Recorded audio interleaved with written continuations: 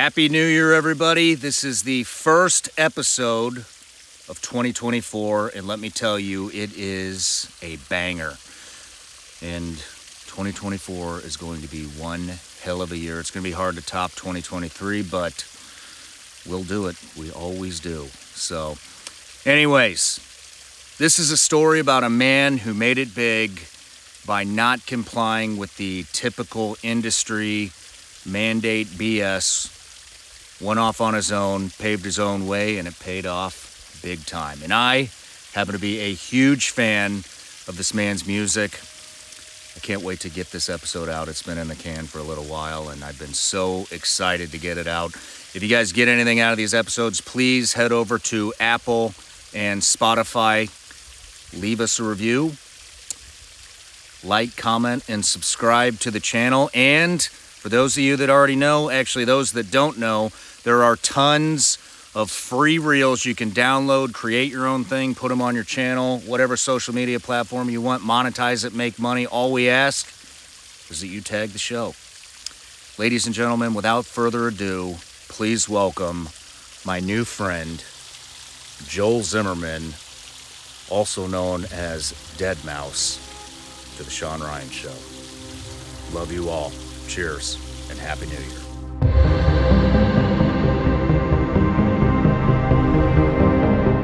Joel Zimmerman, welcome to the Shawn Ryan Show, man. This is great. I like this. I'm glad you like it. Dude, I am like pumped to have you here. Oh, yes, that's cool. Absolutely. Good. I didn't tell you last night, but I'm a huge fan, man. Really? Yes. Since forever ago? Since, just man, I don't know when it started, but I have done, the majority of my partying career has been to your music. Oh, so, that's cool, man. Yeah. Let's do it overseas. When I was fighting, I get that. I love your stuff, man. I get a lot of emails from active service dudes and stuff like this saying, "Hey, I'm over here, and we listen to your while I'm doing this." I'm like, wow, that's crazy. Yeah, man. We used to listen to you before operations. That's crazy. Getting ready. So it was. I'm doing my part. It's pretty surreal, yeah.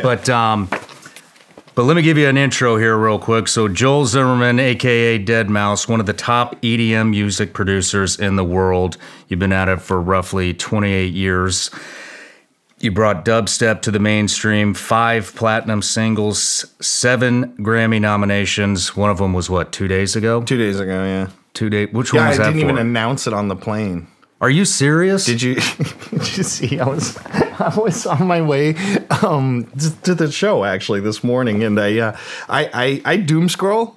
That's me. I love it. I don't know. It's not like I'm a sadist or anything, but I like weird subreddits, and one of them is called "I'm the Main Character," and it's just clips of people in public, just filming other people unbeknownst to them being absolute weirdos.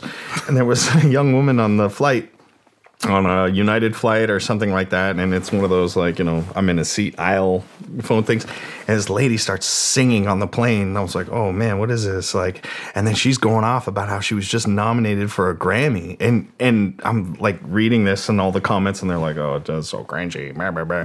And it turns out that young woman actually was, but as a backup singer on an album that was some gospel album that was released. And I was like, holy shit, no. And she's telling the flight attendant, yelling at the plane, while they're all eating their chicken and or beef, and they're like, I just got nominated for a Grammy. There were 5 claps, and then a lot of deep sighs, yo, can I just enjoy my flight? You didn't chime in? On the comments? Yeah. No. I want to. I wish I was on that flight, though.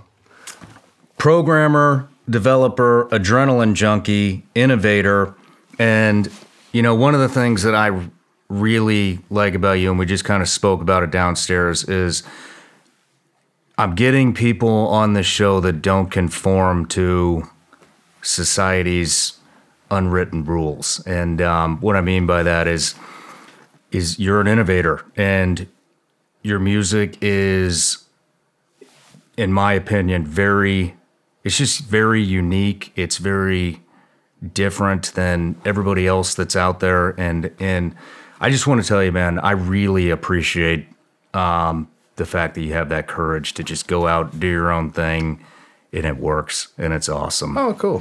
Yeah. I mean, I guess I've kind of always, did my own thing, so to speak. But with that too, you do kind of have to conform to some things. Yeah. You know what I mean? Where it's like, where you can still be, at these events where other people who are doing similar things to you, where there's some kind of cohesion.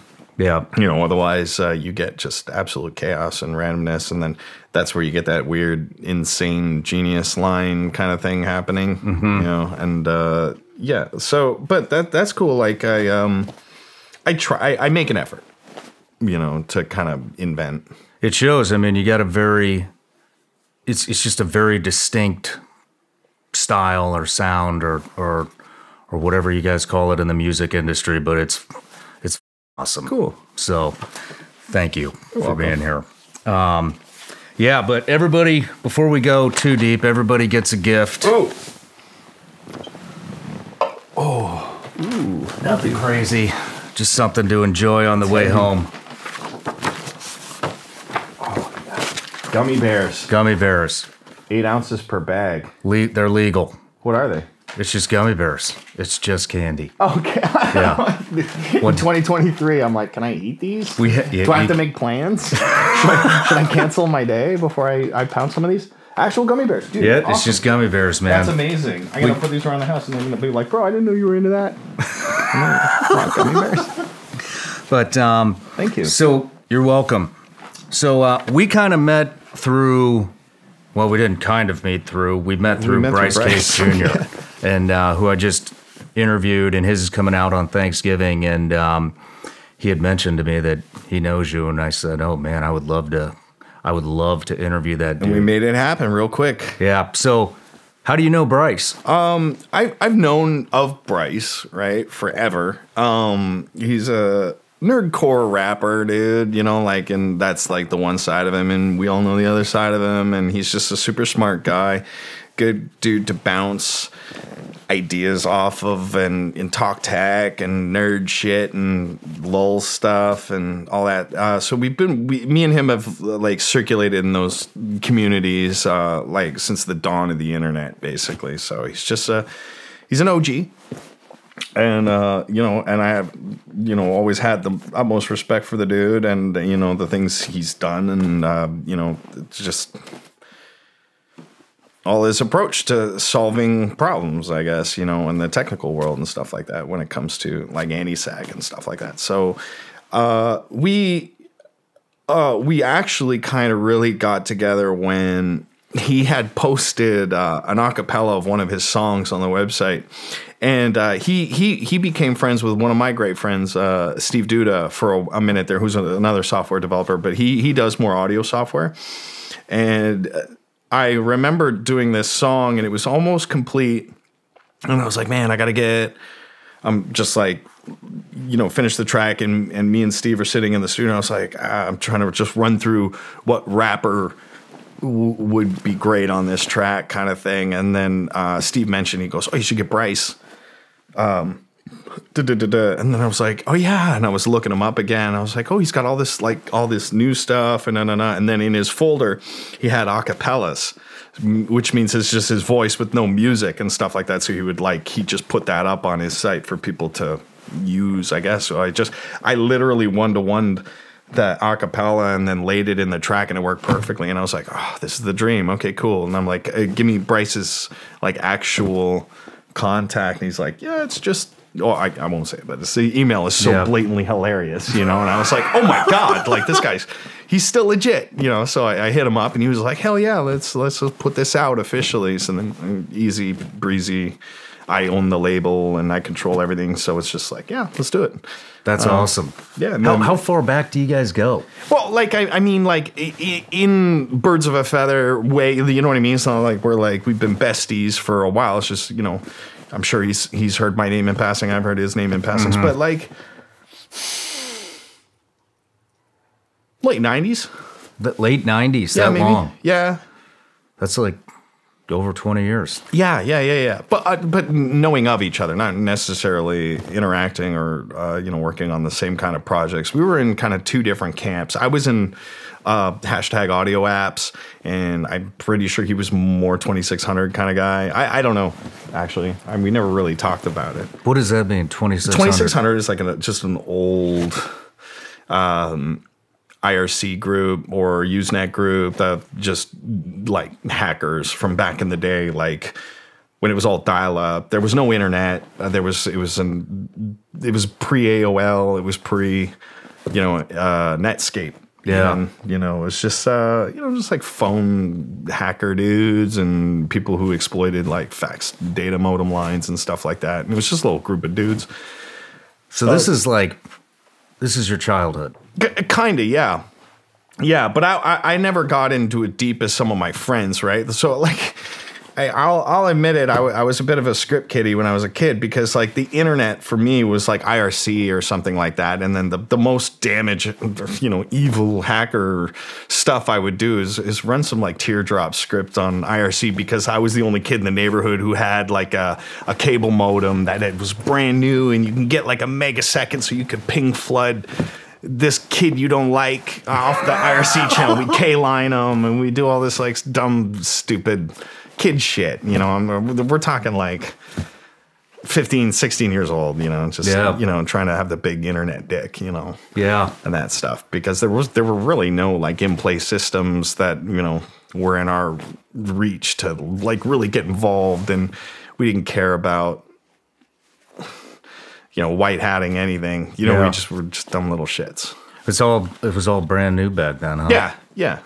Yeah, well, it was cool, and that's what was interesting, So it's like a lot of I think maybe that's like kind of contributable to like why I might do things a little unconventionally a lot of times, because I honestly believe that I was probably the only kid in high school that was like even into that thing. I didn't have a group, you know what I mean? In real life, of dudes that, hey, come over, let's hang out. Let's make a BBS, that was the internet. It was bulletin board system. So you had to pick up your phone, put it on a thing, and use a 2600 baud rate modem, which is like unbelievably slow compared to like today. And it was text only. So all the artwork weren't JPEGs and stuff like that. Those even weren't a thing. It was ASCII art. So like pictures of things that were made up of letters and numbers. You sometimes see it, but that's what it was back in the day. And we used to play games with, it's before email was invented, actually. Damn. A Genie came first and then email and stuff like that. But what you had to do is you would start a computer up and you would run a BBS, like a bulletin board system. So your computer would act as a server, and only one person could connect to you at a time. So if you call a BBS and it's busy, it means someone's on it. So it's like, imagine an internet when you go to the webpage, but the webpage can only be displayed to one person at a time until they're done using it. So that's what kind of how a BBS worked, right? But then Renegade BBS, I think, was the first one to support what was called a dual node BBS, meaning two people could be on it, but you needed two phone lines to do it. So two people could be on the same BBS at the same time. And that just blew my mind, right? Because a guy from Toledo, Ohio, and I could be in there and we could be playing Legend of the Red Dragon together, or which is like a text-based RPG kind of dumb thing, where you could log in, log out, let someone else go on and stuff like that. But there was a point where, two people could be connected at the same time. And I'm like, oh my God, I'm talking to a guy in Toledo for free, ish, you know what I mean? You still have to pay long distance if you had to call a BBS in Toledo, right? But it blew my mind. And, I was like, oh, what are you doing? I'm like, I'm talking to a person. And they're like, okay, that's neat, I can't wrap my head around that, but you do you, boo. Well, how old were you when this was happening? Like 13, 14? I don't know, dude. That's a blur. Young. I was young. I was a kid. Well, let's go. It was probably like grade 7. So, yeah, probably when I was like 13. This stuff is fascinating to me. Let's dive into your childhood.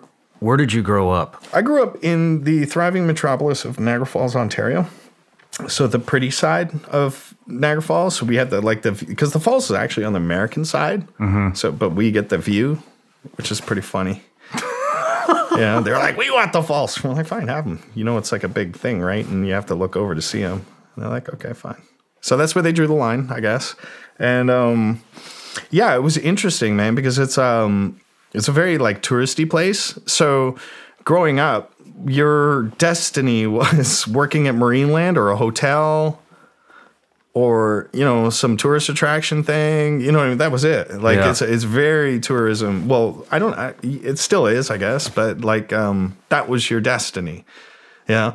And so part of grade school was, like, I'm seeing it now, is that they would teach a lot of French and Spanish and stuff like that so that you could accommodate, you know, like, because you're going to, you know what I mean? It's like, it was kind of depressing when you think about it now. But they really kind of groomed you up to be in the service industry if you lived in Niagara Falls for a minute. You know, no kidding. Not too many people that I know, like, kind of got out and went and did not Niagara Falls things. Were you in the service industry? No, I escaped it. Like, I mean, I just didn't do anything. I was just a little shit in my mom's house playing on the computer, like trying to think of a way out, you know? Yeah. I'm not saying like that's every kid in Niagara Falls. I might be over exaggerating that, but that's what it felt like. You know what I mean? So, yeah. What were you into? I was into music and computers, and computers were so like a fad. You know, people weren't using them at work, you know, or for work or anything like that, because these things it was like the dawn of the 286, you know what I mean? Which was like the hobby machine plus, you know? And they didn't really have courses in school that had anything to do with a computer, but they did, you know, when I started getting to high school, they started to introduce networking or simple things or whatever. And that was cool. But like the computer when I was a kid wasn't a tool. It was more of like a hobby machine. It was like a Nintendo Plus, you know, for whatever, you know. So, yeah, we had a typewriter, you know. So you grew up in the age where it went from the typewriter to the computer. So how did you get into computers? Well, like, what was the fascination? The fascination was the little PC speaker, the beep. That's it. There were no DACs. There were no sound cards. The first computers that I owned, they were just like little PC speakers, and they could just emulate monophonic tones and stuff like that. And at that time too, my parents enrolled me into like classical piano and stuff, just like shit to do after school till they're done work, and then I go home kind of thing. So I did that for a while, and I got a lot of like classical like kind of drilled into me, and I was a little reluctant.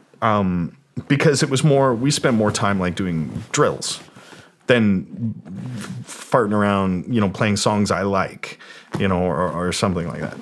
And I developed really great muscle memory, like so that I think in some alternate reality I would have been a great pianist, but I liked the computer and I wanted to do what I was doing there on the computer, but there was no software really available for PC. Mind you, we had Atari STs, which were early PCs that ran BASIC as an operating system, and they had some music making capability, but it was MIDI only, meaning that the computer itself didn't produce audio. It just produced MIDI signal to go to synthesizers that had that capability to do it, and there were very few and far between, as there is today, for that kind of thing. And it was really expensive for the MIDI gear, you know, not so much the computer. So there was like C-Lab and Octamed, and they were just big pieces of hardware that you would, you know, plug a MIDI cable into, and it was like a kind of a some people might know what I'm referring to as like a tracker style of composing music, not so much like notation or MIDI notes and stuff like that. And I basically experienced creating music through the evolution of it, into the computer age. Yeah. Which is crazy when I think about it, how fortunate I am to be able to see it from when it was just barely possible to now, whereas like I see a lot of like, younger people trying to get into music and they just have everything ready to go. Here's all the tools. And not to say that they're at a disadvantage there because they don't know the history, but it's just really interesting to see where it's kind of heading and where it's been and what worked, what didn't, and that kind of thing from the start. That actually brings up, I was going to ask this later, but since we're on the subject, my producer or my project manager here is also a musician and a music producer, and he had a question for you. His name's Elijah. Sure. And he just wanted to ask, how would you define making it in the music industry with the rise of technology? And then he goes on to say, pretty much anybody can make an album in their bedroom now. Well, anyone could have for a long time. Really? I did. My first album was done on a pre-Windows computer on a what was called a tracker. It's actually a software called Impulse Tracker, and maybe another one called Scream Tracker. But the idea was that they were both very similar pieces of software. They ran in DOS, and you would load samples, into the computer and stuff like that. Whereas like they were just like little WAV files, or you'd load them to the sound card's RAM if you had any, which was a big deal back in the day. But yeah, and then, might not have been the best music I've ever made, but, it was something, and it was really cool. But that was done in a bedroom. Yeah, I think I think he's meaning like Grammy level, like high big pop hit. I think he's just getting at stuff. All of the. He is. How do I describe? He's kind of a traditionalist, maybe, is what I'm saying, and I get you. And all these new tools and stuff are coming out where you really don't have to. I'm just talking out of my ass here, to be honest with you. But you're bringing up a term called ITB, in the box. Mm-hmm. So everything could be done on the computer. Whereas 20 years ago, yeah, sure, everything could be done on the computer. But generally, the musician would have a mixing console, a synthesizer, reel-to-reel, an ADAT for recording. It required some gear if you took it seriously. But all that gear now has been just programmed into software that could just be done on a computer screen, and that's it. So yeah, that's I think that's what he means by that. Yeah. So I mean, we had kind of spoken last night about it. We're going to go back to childhood, but I'm jumping around here. But sure. we'd kind of talked about it last night about about your music versus some of the other DJs out there, and some of the over exaggeration when you see a guy on set. Okay, well, that's like kind of two different arenas. I feel, I don't know, and I've been harping on it, and I'm sure it's all very readable and look upable. But like a DJ traditionally, right? This is like. It's like talking about shit you shouldn't talk about, because you're always going to bum somebody out. And I've always like, I don't waste too much time thinking about it, but I've always tried to think of this like totally Geneva answer for what a DJ is. You know what I mean? Because they're like, I'm like, okay, at its like fundamental, a DJ plays music, right? He's a human iPod. And then, with all due respect, you get dudes like Mixmaster Mike and Qbert and DJs who are like technical scratch DJs who play on whatever, and they're like, no, this is like an art.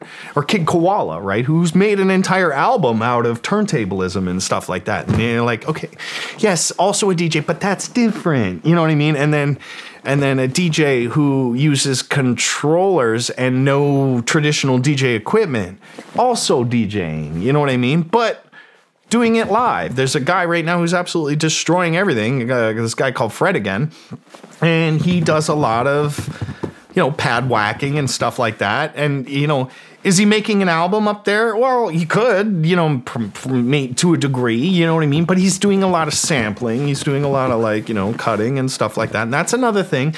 But you could also say, oh, he's DJing. playing back some elements of pre-recorded material. You know what I mean? So that there's your answer. There's like 800 ways to skin the DJ cat, right? And I think now, at least the last like 10 years, people have gotten smarter to know that he's not up there like just like a jazz musician creating original music for you on the fly. Yeah. I'm so glad that era is gone, because when electronic music became, more and more popular and producers were producing music, but then they're like, well, how are we going to do this on stage? Because me in the studio is like listening to the same fucking loop for like fucking 30 hours straight, back to back, trying to fine tune shit. You know what I mean? That is not something you could sit through and have a great time to, like it's annoying, but it's work, it's like. Yeah. I don't talk much about money or the economy, but let's face it, ignoring it doesn't help either. Because I believe the government screws up all the time. I think they let down veterans, ship jobs overseas, they help their rich friends make even more money. It is insane. Do you really think they care about helping us out with our money? I don't think so. That's one of the reasons why a lot of folks are stepping away from the government-run systems and starting to diversify their money into real assets like gold and silver. If you're concerned about your finances and the future of your finances like I am, there's a damn good play you can make. Check out Goldco. Goldco will hook you up with a free 2023 Gold IRA kit. This kit will teach you how to help safeguard your savings with real gold and silver. At the very least, it makes sense to get educated about your options. So get your free kit at goldco.com/Ryan or call 855-936-GOLD. Plus, for qualified orders, they'll send you up to $10,000 in free silver as a bonus while supplies last. Quit waiting around for politicians to rescue your finances. Help take control and handle your business yourself. So go ahead and check out goldco.com/Ryan or call 855-936-GOLD to get your free kit today. Just remember, performance may vary and always consult with a financial professional before making any investment decisions. You've heard the buzz about ketone supplements and how they can boost your workouts by helping your body use fatty acids for fuel. I take a shot of HVMN ketone supplement before my morning workout. It's focused energy. It's not an energy drink though. It's like a feeling of being in the zone. I don't feel hyper jittery, anxiety, stuff like I get when I drink too much coffee. They're great for cycling, long runs, and all kinds of workouts, and can help you stay sharper on a regular basis. We also just received some exciting news. In addition to being available in select Equinox gyms, Ketone IQ can now be found in local Sprout stores nationwide. I wish I'd had this product when I was on active duty. I get better endurance, I don't get the crash, and it helps curb my appetite. HVMN is offering my audience 30% off your first subscription order of Ketone IQ. You can save 30% off your first subscription order of Ketone IQ at hvmn.com/Shawn. Again, visit hvmn.com/Shawn and subscribe upon checkout for 30% off. It's like a painter. Like you can watch like a painter, like a finger painter guy, like what's his name? You see Garibaldi or whatever, and he does these like really quick halftime during a sporting event kind of finger painting of an artist, and it's like boom, it's done. That's entertaining because he can do it in like 5 minutes and have a really cool thing, right? But if you're, try to imagine a crowd gathered under Leonardo at the Sistine Chapel, and this guy's like. You know what I mean? It does put things into perspective. I'm just saying, you know what I mean? So it's all about the methodology and the delivery of, good and short or amazing and, high effort. Yeah. So thank you. Let's go back to childhood now. So we were talking about how you got into computers, programming, a little bit of hacking. Yeah. How did music come into play? Where did the inspiration come from? Well, I think it wasn't music fell in because I think I was decided around, when I was like 8 or 9. I'm like, I don't care what I do when I'm older as long as it involves little computer. You know what I mean? I'll be a graphics designer. I'll be a programmer. I don't give a shit. I'll be a little hacker. I don't know. You know what I mean? So, but I want to be at this computer. I want to be hunched over and unhealthy in my 40s. So, that's what I wanted to do. But then, you know, like I'm thinking, okay, well, like I started hobbying music myself, like researching what little resource I had. I had to go to the public library to read up on like digital audio, you know, because again, like there was an internet, there was BBSs and there was Archie and Gopher and all that stuff too, but very limited on how to make a club banger. You know what I mean? Like it just didn't even exist. So I had to find people, you know, that did that kind of thing, because there were electronic musicians before me, you know, and while I was interested in it, who was before you? Tears for Fears, they were electronic. 9 Inch Nails were doing stuff, very early, like when they were 10,000 Homomaniacs, that kind of that era and stuff like that. Ministry, all that early industrial stuff. Skinny Puppy.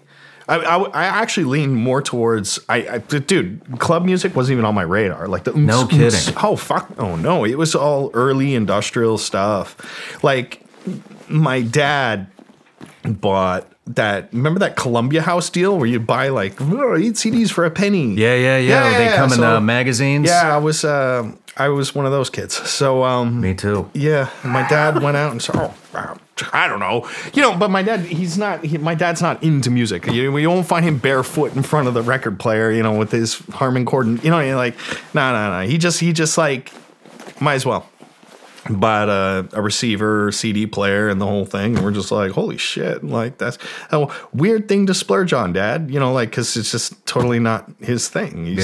He's a auto manufacturer guy. He worked at General Motors. You know, he drove around tow motors, and he was just man's man. You know, like fucking, and we weren't very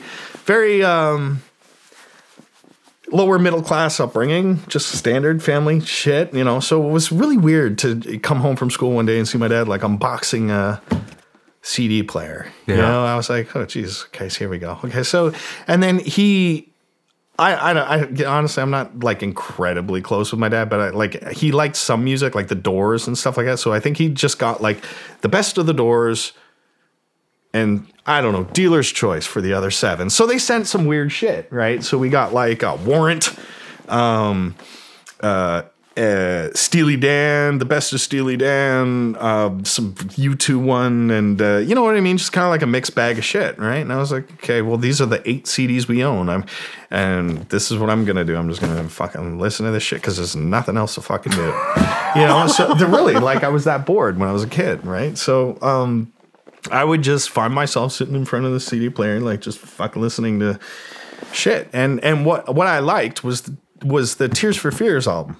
It was really cool because, like, yeah, Warrant, you know, and YouTube, and then everything else was all very, you know, constructed. Steely Dan shit was groovy. It was cool. Like, but again, I don't think my musical brain was developed enough to be able to differentiate between the play styles and stuff like that of these like staple musicians who have guitars, drums, and bass, but they're all kind of doing their own thing. They have their own style. There's funk. There's this and that. But the thing that really stood out was the Tears for Fears shit. And I'm like, that's not a fucking guitar. And those aren't real drums. You know what I mean? It's all you could pick it out. Well, yeah, of course you could. You know a guitar when you hear it. You know what I mean? And you know drums when you hear it. And you know a synth when you hear it. You know, and you're like, oh wait, you know. And so, listening to the Tears for Fears stuff, I was like, wow, this is really cool because it's all done by computers. Obviously, it has to, or some form of thing. You know, I had no fucking idea how this was being made. So, you know, I gotta go figure it out. So this is before dance music was probably out in some pocket somewhere, but it just wasn't on my radar at all. This is shit. This had to be 1992, early 93. 90s, you know right? what I mean? Like, so yeah, Chicago was just starting it basically, you know, and Detroit and stuff like that, or in some pockets of Europe and shit like that. So like, but again, it just never got to me because there was no mass media, there's no internet, there's no nothing. You just kind of had to wait. So I researched into like, oh, well, what's Tears for Fears doing so differently that Warrant and U2 and Steely Dan, aren't? Oh, well, they're using computers and and again, like I'm so bummed out and so kind of envious of like if a kid today heard that, oh yeah, what I mean? Just YouTube that, and there it is. Me, I was swimming in the fucking dark. It sucked. So yeah, back in my day. And that was really cool. So that was the connection, I think, was the Tears for Fears shit off the Columbia House fucking CD player deal that, like, stood out from those other 7 albums. And I was like, oh, okay. I mean, from what I understand, you were, correct me if I'm wrong, but you were one of the first to make music from computers in the electronic space. Hell no. No. Fuck no, dude. No. Not by a generation. Not even close. The first to make music with a computer? Well, in the EDM world. Nope. Roger No, that. I think that's bullshit. Well, how did you get started then? If we're talking about the first to make music, Jean-Jacques Perret in the 50s was probably making electronic music. No kidding. Yeah, fuck yeah. Check out the Onideline. It's a synth. But it's not a computer. It is a computer, but it's not microchips. It's valves. Like I don't even know how to fucking explain this thing. You're gonna just have to research this. Onideline or whatever. Like Jean-Jacques Perret and. There are some other guys too. Like it's just totally escaping me right now because I know someone's going to come and go. Actually, but like we're talking like the 50s. They were making electronic music. No shit. It's been around 100%. That long. Doctor Who, those dudes, the EMS synth. I have synths that are twice as old as me that I still use today. Well, how did so? What does it? I mean, what does it look like when you started making music? I mean, because it was. I mean, I wasn't listening to it. I'd never even heard about it. What did it look like? What did it look like making music on a computer in the early 90s? Well, it could have been a number of ways, really. My first computer, when I really started making music, I had a Korg. Oh God, I can't remember. A rack mount. It's not a Poly 6. It's like a Poly 6, but it's the rack version of it. So meaning it was just a module, okay? So no keys, just a box, and it had some buttons on it and stuff like that. And then it had a MIDI in and a MIDI out and then an audio out, right? So what I had to do is I had an Atari ST that was basically a Commodore 64 more or less that ran this software that sent messages to this box to say, hey, play this note, play that, so it's kind of like a little sequencer thing. But that's just one piece of equipment.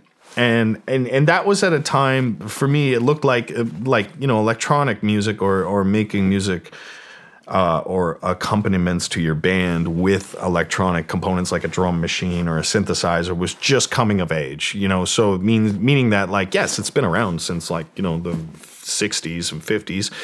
Pink Floyd were huge purveyors of electronic music. On the Run was an EMS Synthi A, which is like a really ancient old synth with like bank dial kind of vaults on them, and they did the that's all, like, that's, as far as I'm concerned, yes, that's electronic music. Not as we really know what it is. So if you say to someone, oh, you listen to electronic music, people do not go that far back and go, oh yeah, I love Pink Floyd, but you wouldn't be wrong, because they employed a lot of that stuff. The Beatles too. So it's in like doses. The Beatles were doing it too? Yeah, they used a few electronic instruments. No, for sure. I had no idea. Yeah, mostly like Sgt. Pepper stuff. Okay. Like when they started getting a little weird. Yeah. Hot take. I hate the Beatles. Oh shit! But so when did you? I mean, because this was strictly a hobby until around 1995. Is that true? No, it was still a hobby then. It was a hobby all the way to 2000. Okay, for sure. I know because I had jobs that whole time, right? That's kind of what I'm getting into. Yeah, right. My first job was working for this fucking guy printing T-shirts. he wanted to start like a clothing company. He was an all right guy. He was just kind of shady, but he wanted to start a clothing line, like a kind of like skate brand kind of stuff too. So it wasn't like hottie cooterati fucking menswear. It was just literally, drawing logos in Illustrator and then printing them and then going to a press and then doing that and then bringing them literally down to the store and just selling them out of a storefront. That was fun. It's a good learning experience for like what it's like to have a job. You know what I mean? Like it was. I took nothing from it. You know what I mean? It's other than this is what it's like to have to wake up at fucking 9, get driven 20 minutes to the mall. You know what I mean? And go sit there all fucking day and just pick my nose and fucking do this and then clock out at 5 o'clock and make like a couple $100 every 2 weeks. Cool. Then I worked in a cannery. That was fucked. That was a real fucking job. That was the worst job ever for me because I had to. In Niagara is the best region for pears, peaches, and wine.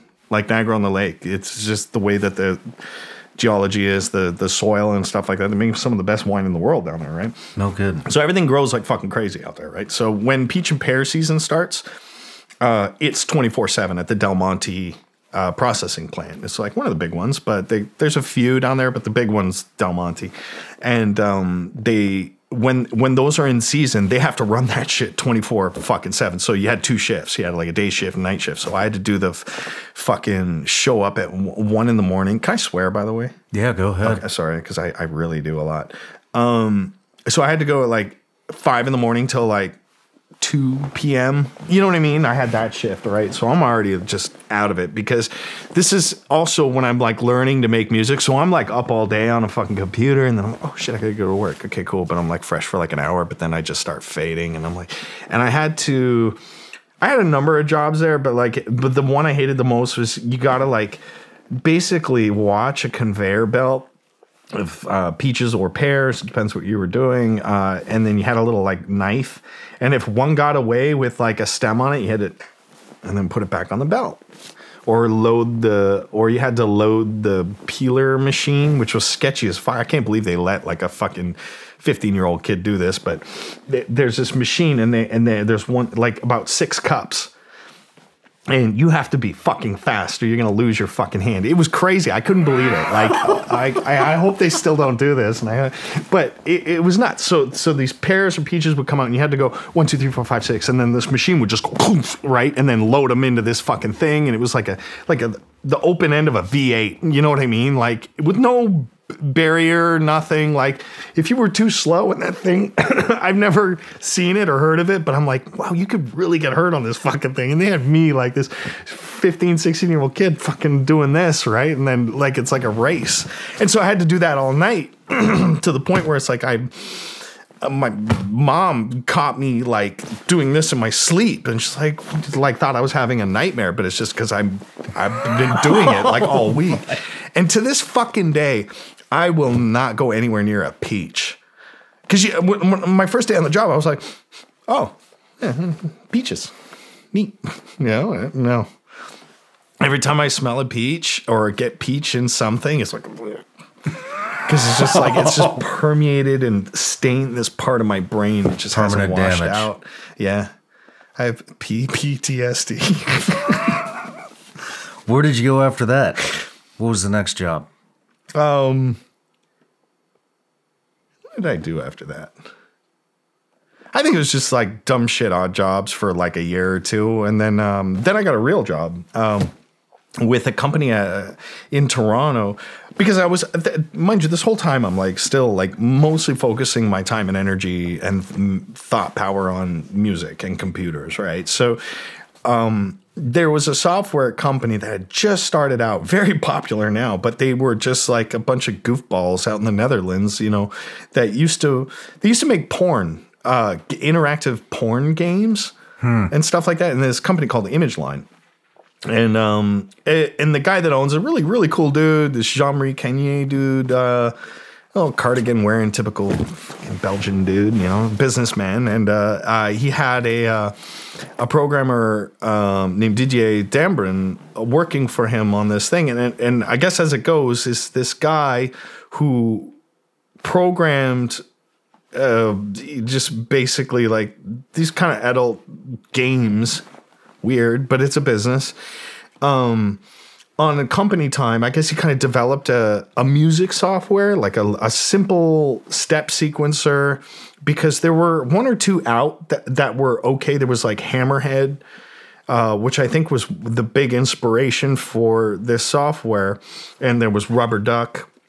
And these are like primitive, like we're talking like rock, the invention of the wheel, like audio softwares that were almost usable, so there was Hammerhead. There's always been trackers that had predated that like 5 years ago. But anyway, it was just a bunch of dudes, just chilling out and doing this. And then Jean-Marie, the business guy that owned that company, I guess kind of said, what are you doing? He's like, oh, I'm just, kind of making this audio looper software stuff. He's, instead of firing his ass, fucking best decision he ever made. So, okay, he kind of culminated that. And let's go in this direction. And and they did. And then it went to like version 1, 2, 3, 4, 5, whatever. And then over the years, they started to gain popularity because a select few hip hop guys started really liking this software, right? And they were like, "Oh, this is great. We should just use this," because the other alternatives were like really expensive suites, like Cakewalk or Cubase, or these high-powered systems that required all this additional hardware. Meanwhile, this guy out in Belgium's making this like kind of easy to use, cheap as free software that, doesn't behave the same, doesn't sound the same, and but gets something done, right? So a lot of attention started to get to that, and then it was in those 3-4 years we started to see all these like little DAW projects pop up. DAW meaning digital audio workstation.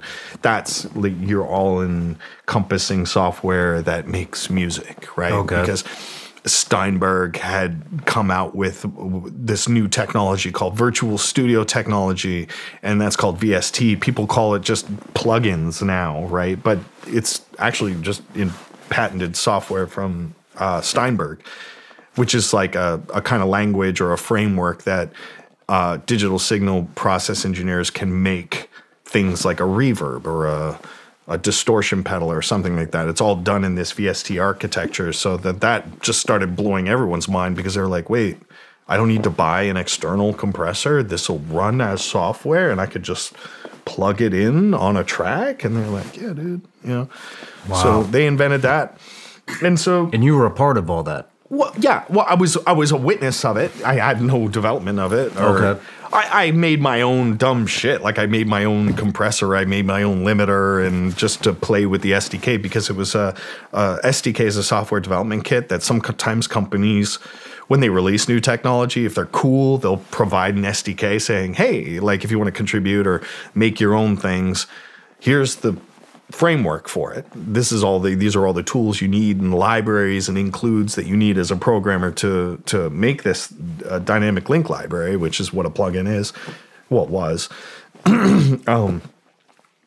Go nuts. But if you're going to sell it, you got to license it. And that's where Steinberg made all the buku bucks, because they own it, so you got to. Same with MP3, by the way, like an MP3 is owned by a company from or whatever, or was at one point. You know what I mean? And like, because it's an encoder, it's a patented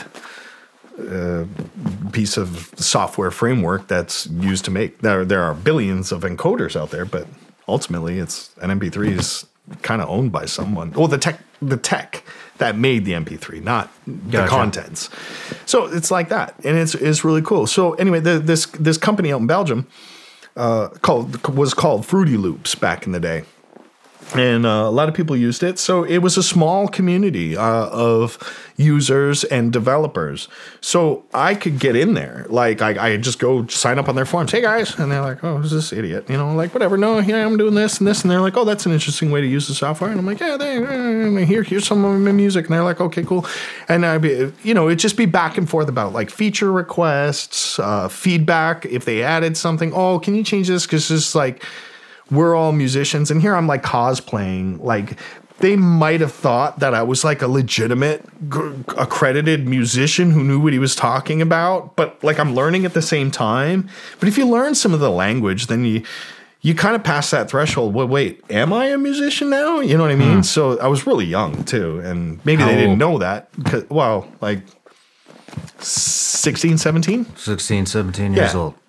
And there's some other guys on there that like, Mike Oldfield was on that forum. He's the guy that did Tubular Bells.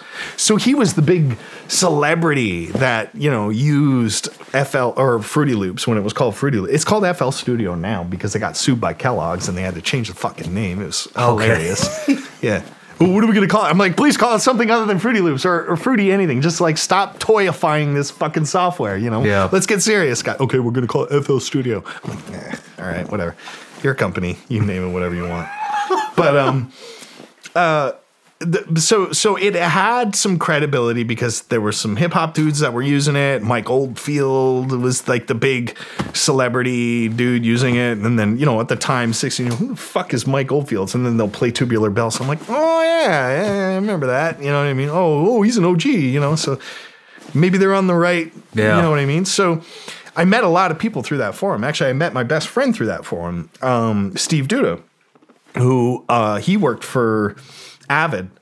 He worked for Pro Tools, which was, I don't know, sure, but about the timeline here. But Pro Tools was Avid at one point. Okay. Before Apple bought them, before the companies go through everything. But he was a Pro Tools developer,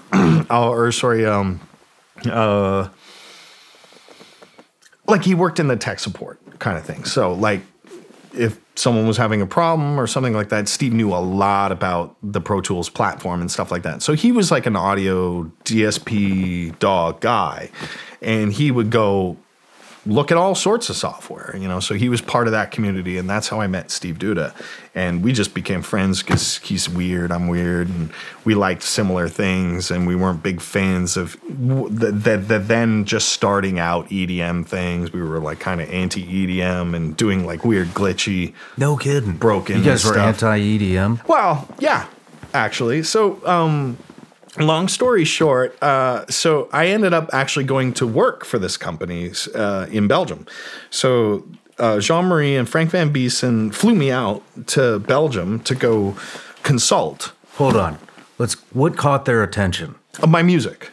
So they really liked your stuff. Yeah, because it was just like I had been making noise on a lot of other communities, like in terms of just my music, not the tech, nothing. I was just do some weird stuff under different names, like all the time. Deadmau5 wasn't even a verb or a noun or anything. It was I was just like making noise on other forums and popular music communities of underground musicians and stuff. So somebody from the FL Story goes, "Hey, I know that kid. He's the dude. You know what I mean? He did this thing. Oh, cool. Yeah, and I had to, obviously, I couldn't just like float off of me putting stuff out there and say, well, listen to this. I'm therefore qualified. No, I had to engage in the developers, with the developers and the other users and provide feedback and show them broken ways of using their stuff and how we could take this broken way and make it an official way, or design a new plugin for it, or change some things around the application. That's kind of like what a beta tester did.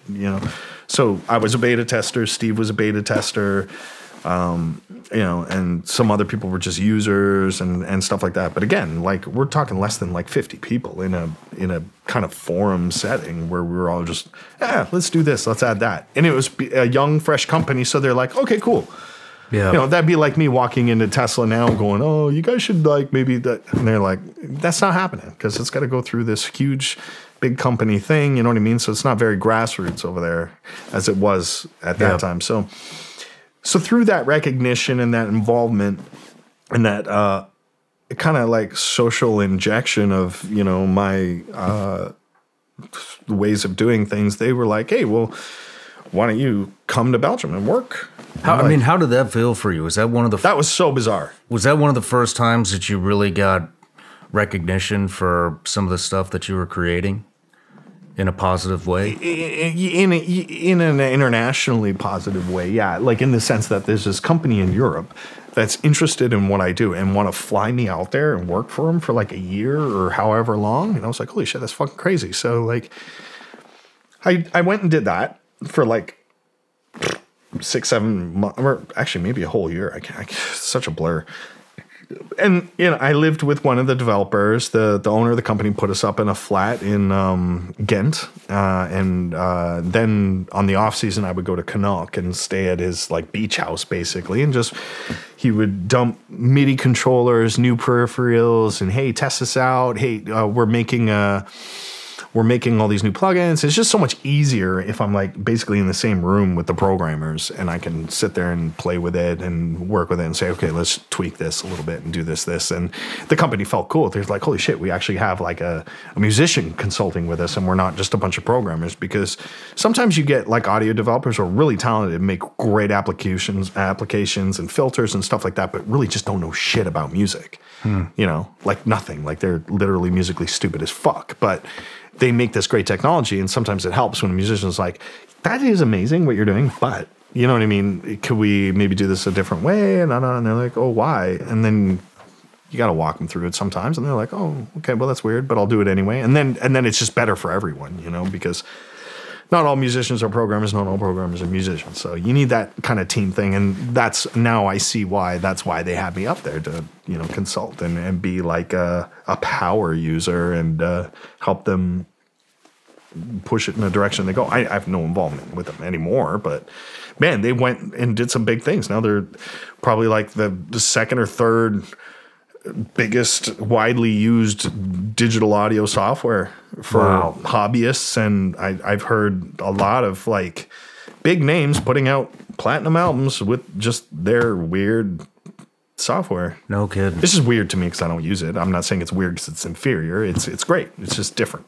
Was Steve Duda with you on this? Yeah, so Steve was part of that forum, but he's also working for Avid. So Steve worked more on the hardware side. And then I got sick in Belgium, like pretty sick. Like I don't mean like I got a disease and I had to get fucking weird shit. I just mean like I got like a really bad flu. And I was there, like no visa, nothing. Like because again, small company, right? They're like, I'm like, so smuggle them in. So what do I do? And they're like, you just come in to visit. And I'm like, yeah, okay. But as a Canadian, we're part of the Commonwealth. I can go up there for up to 6 months on a tourist visa or whatever. But they don't. It's Belgium. Like they're like, yeah. You know, I'm not showing up with like a U-Haul. I just literally the clothes in my backpack and. Oh, we'll just get you whatever you need when you get here. And, you know, I'm like, okay, cool, whatever. So I did that and I managed to evade it. But I got sick and I needed to go to a hospital. Like I had to get taken care of. And they were like, well, you're not exactly on our medical insurance. You know what I mean? So I'm like, you know what? Fuck, I'll just fly home. I'm still within my visa thing. I'm not, it's, you know, it's been real, but I like the rest I got to do from home because I got to go back to my socialized medicine kind of fucking place so I get my shit taken care of for free. Okay. And they're like, okay, cool. So I flew home and then, and they're like, just let us know when you're better and then just come back. Right. And I was like, okay, cool. So like, whatever. I got that like stomped in like 2 weeks. It was just a gnarly flu or something. I'm like, okay, I'm good. And then I went to go back and I got nicked. So they were like, wait, no, before I left, right? Because I guess they check ahead or something, you know, when you buy your ticket or something. I don't know how that worked, but like a basic call, they say, were you just in Belgium? I was like, yeah. And they were like, how long were you there? And I was like 5 months, you know, kind of thing. They're like, or whatever. And it says, well, it says here, because they saw my return ticket or whatever. And they were like, no, dude, now you have to apply for an actual visa because you've extended your fucking thing, and you can't just go home for like a week and go right back. It doesn't reset. You know what I mean? I don't know what the drama was, but basically I was denied entry before I went, thank God, because otherwise I would have went and they would have denied me there, and then I would have had to fly all the way fucking back. And I was like, well, okay, well, that was fun. Now it's time to figure out, whatever, because they're not going to pay me like a salary or cash or whatever, because it's basically what it was. I gave JMC like my banking information and Swift codes, and he would wire the money basically to my account, my checkings and savings account in Canada. So I had to use my debit card to eat and do shit out there, right? So it's like totally off the books. I'm like, okay, well, that was a fun little fucking thing. No harm, no foul. It's not like I was doing anything crazy. So is that the company that sent you out to your friend Tommy Lee's? No. See, this is where it gets funny, right? So now I'm like, fuck, man, I don't have a job, right? I'm at home and I know how to make music better than ever. You know what I mean? So I'm still like experimenting with shit. I had my MySpace was going crazy, like, because remember that? Oh yeah. Yeah. So like that was the dawn of MySpace. I would put my music up there and stuff like that, and people were like, oh, neat. You know what I mean? And I worked with another band in LA called Orgy. Oh, no shit. Yeah, you Jay worked Gordon with them? and Lou Gordon and all those. Dude, I got the best fucking Orgy story for you. Let's hear it. So, and this actually fits because I worked with them kind of like... Are we talking about the band Orgy or an actual orgy? No, I'm just kidding. So, I don't know how this even happened, but for whatever reason, Jay Gordon, who's the singer at the time... or still is or whatever, hit me up, and he's just like, I heard this stuff on the MySpace thing, and my friend Steve Duda, and I'm like, yeah, I know Steve, no. He's like, yeah, cool. So he knew I checked out, because Steve is like, pretty high up in the Pro Tools world as a tech and stuff like that. And he's like, yo, you want to remix one of our songs? And I'm like, holy shit, this huge fucking band from LA, right, wants me to remix their song. Neat. Okay, yeah, absolutely, I'm doing it, right? So I did that for him. And then there was another guy from the same band who had a side project called Julian K, which is one of the guitarist. No, that's Amir. Well, anyway, one of the other dudes from Orgy had a side project. He had me remix his stuff, and they really liked the remixes. They were like, wow, it was cool. It was all very industrial, as Orgy, kind of was off their massive hit, Blue Monday, which is, their cover. Hey, I love that worked. Song. It was cool. Which one? So Lou Gordon is Jay Gordon's dad. He managed the band, right? Lou's like, we're going to get you to the States. You're going to come work for us. And I was like, really? Okay. That's interesting, Lou. You're going to take it. Because I had just been through a very traumatic fucking immigration experience with fucking Belgium. So I do know for a fact you have to get me a fucking visa, right? Like whatever. You want me? Get me a fucking visa. I don't even care. Pay me dog shit. Like, I'll work, whatever. But just get me that fucking visa and I'll come to the fucking States. He's like, okay, cool. So this is the most fucked up story. So Lou sends me this email. Right, Lou's a big fucking manager, right? It's so funny looking back at it now, but like he kind of did instill a little bit of management terror into me because he's just this big, powerful fucking dickweed. So he's like, okay, here's what you do. I'm gonna email you this letter, and you're gonna show that to the customs, and I'm like, okay, Lou, I don't think that's right, but you know what? Like, and so I'm like reading this letter. It's literally like a half pager. Lou Gordon. I'm like, so it's an employment like agreement thing, basically, is what he wrote. I wish I still had it. Maybe I could find it, but it's just, yeah, I know you're laughing already, right? Wait till I get to the border, right? So I'm like, he's like, no, we do this all the time. And I'm like, okay, fine, fuck. So I like pack a little fucking bag, and I bring this letter thinking like, there's just no way this is like legit, right? So I'm like, hey, I have a letter from an employer. Like on it, and you know how U.S. Customs get. It's like they don't have time for your fucking shit. They don't fucking care. You know what I mean? They're just like they hate you. So I'm like, look, I don't want to be a pain in the ass, but I have a letter from a thing. He asked me to speak with someone there, and they were actually kind of cool about it. They're like, okay, you need to go.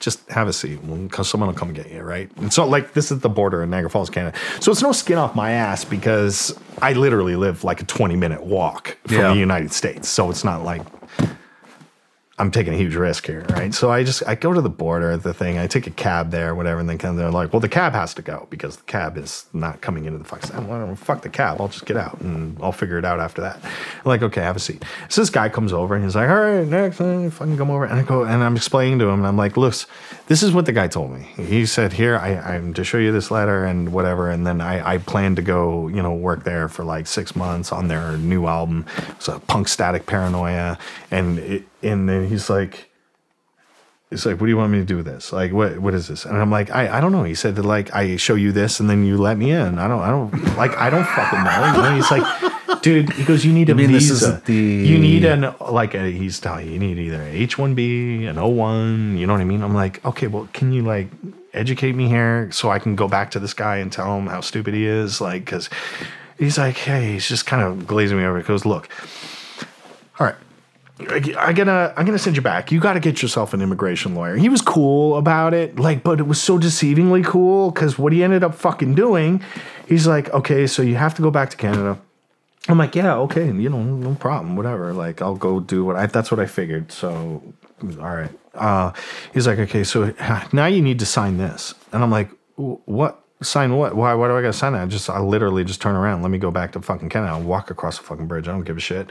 He's like, yeah, but you're withdrawing your he kept stressing on this. He goes, you're withdrawing your admission into the United States. I'm like, well, yeah, I guess technically, because I don't want to be. I want to go home and get an immigration lawyer. Like, I'm just trying to be like legit here.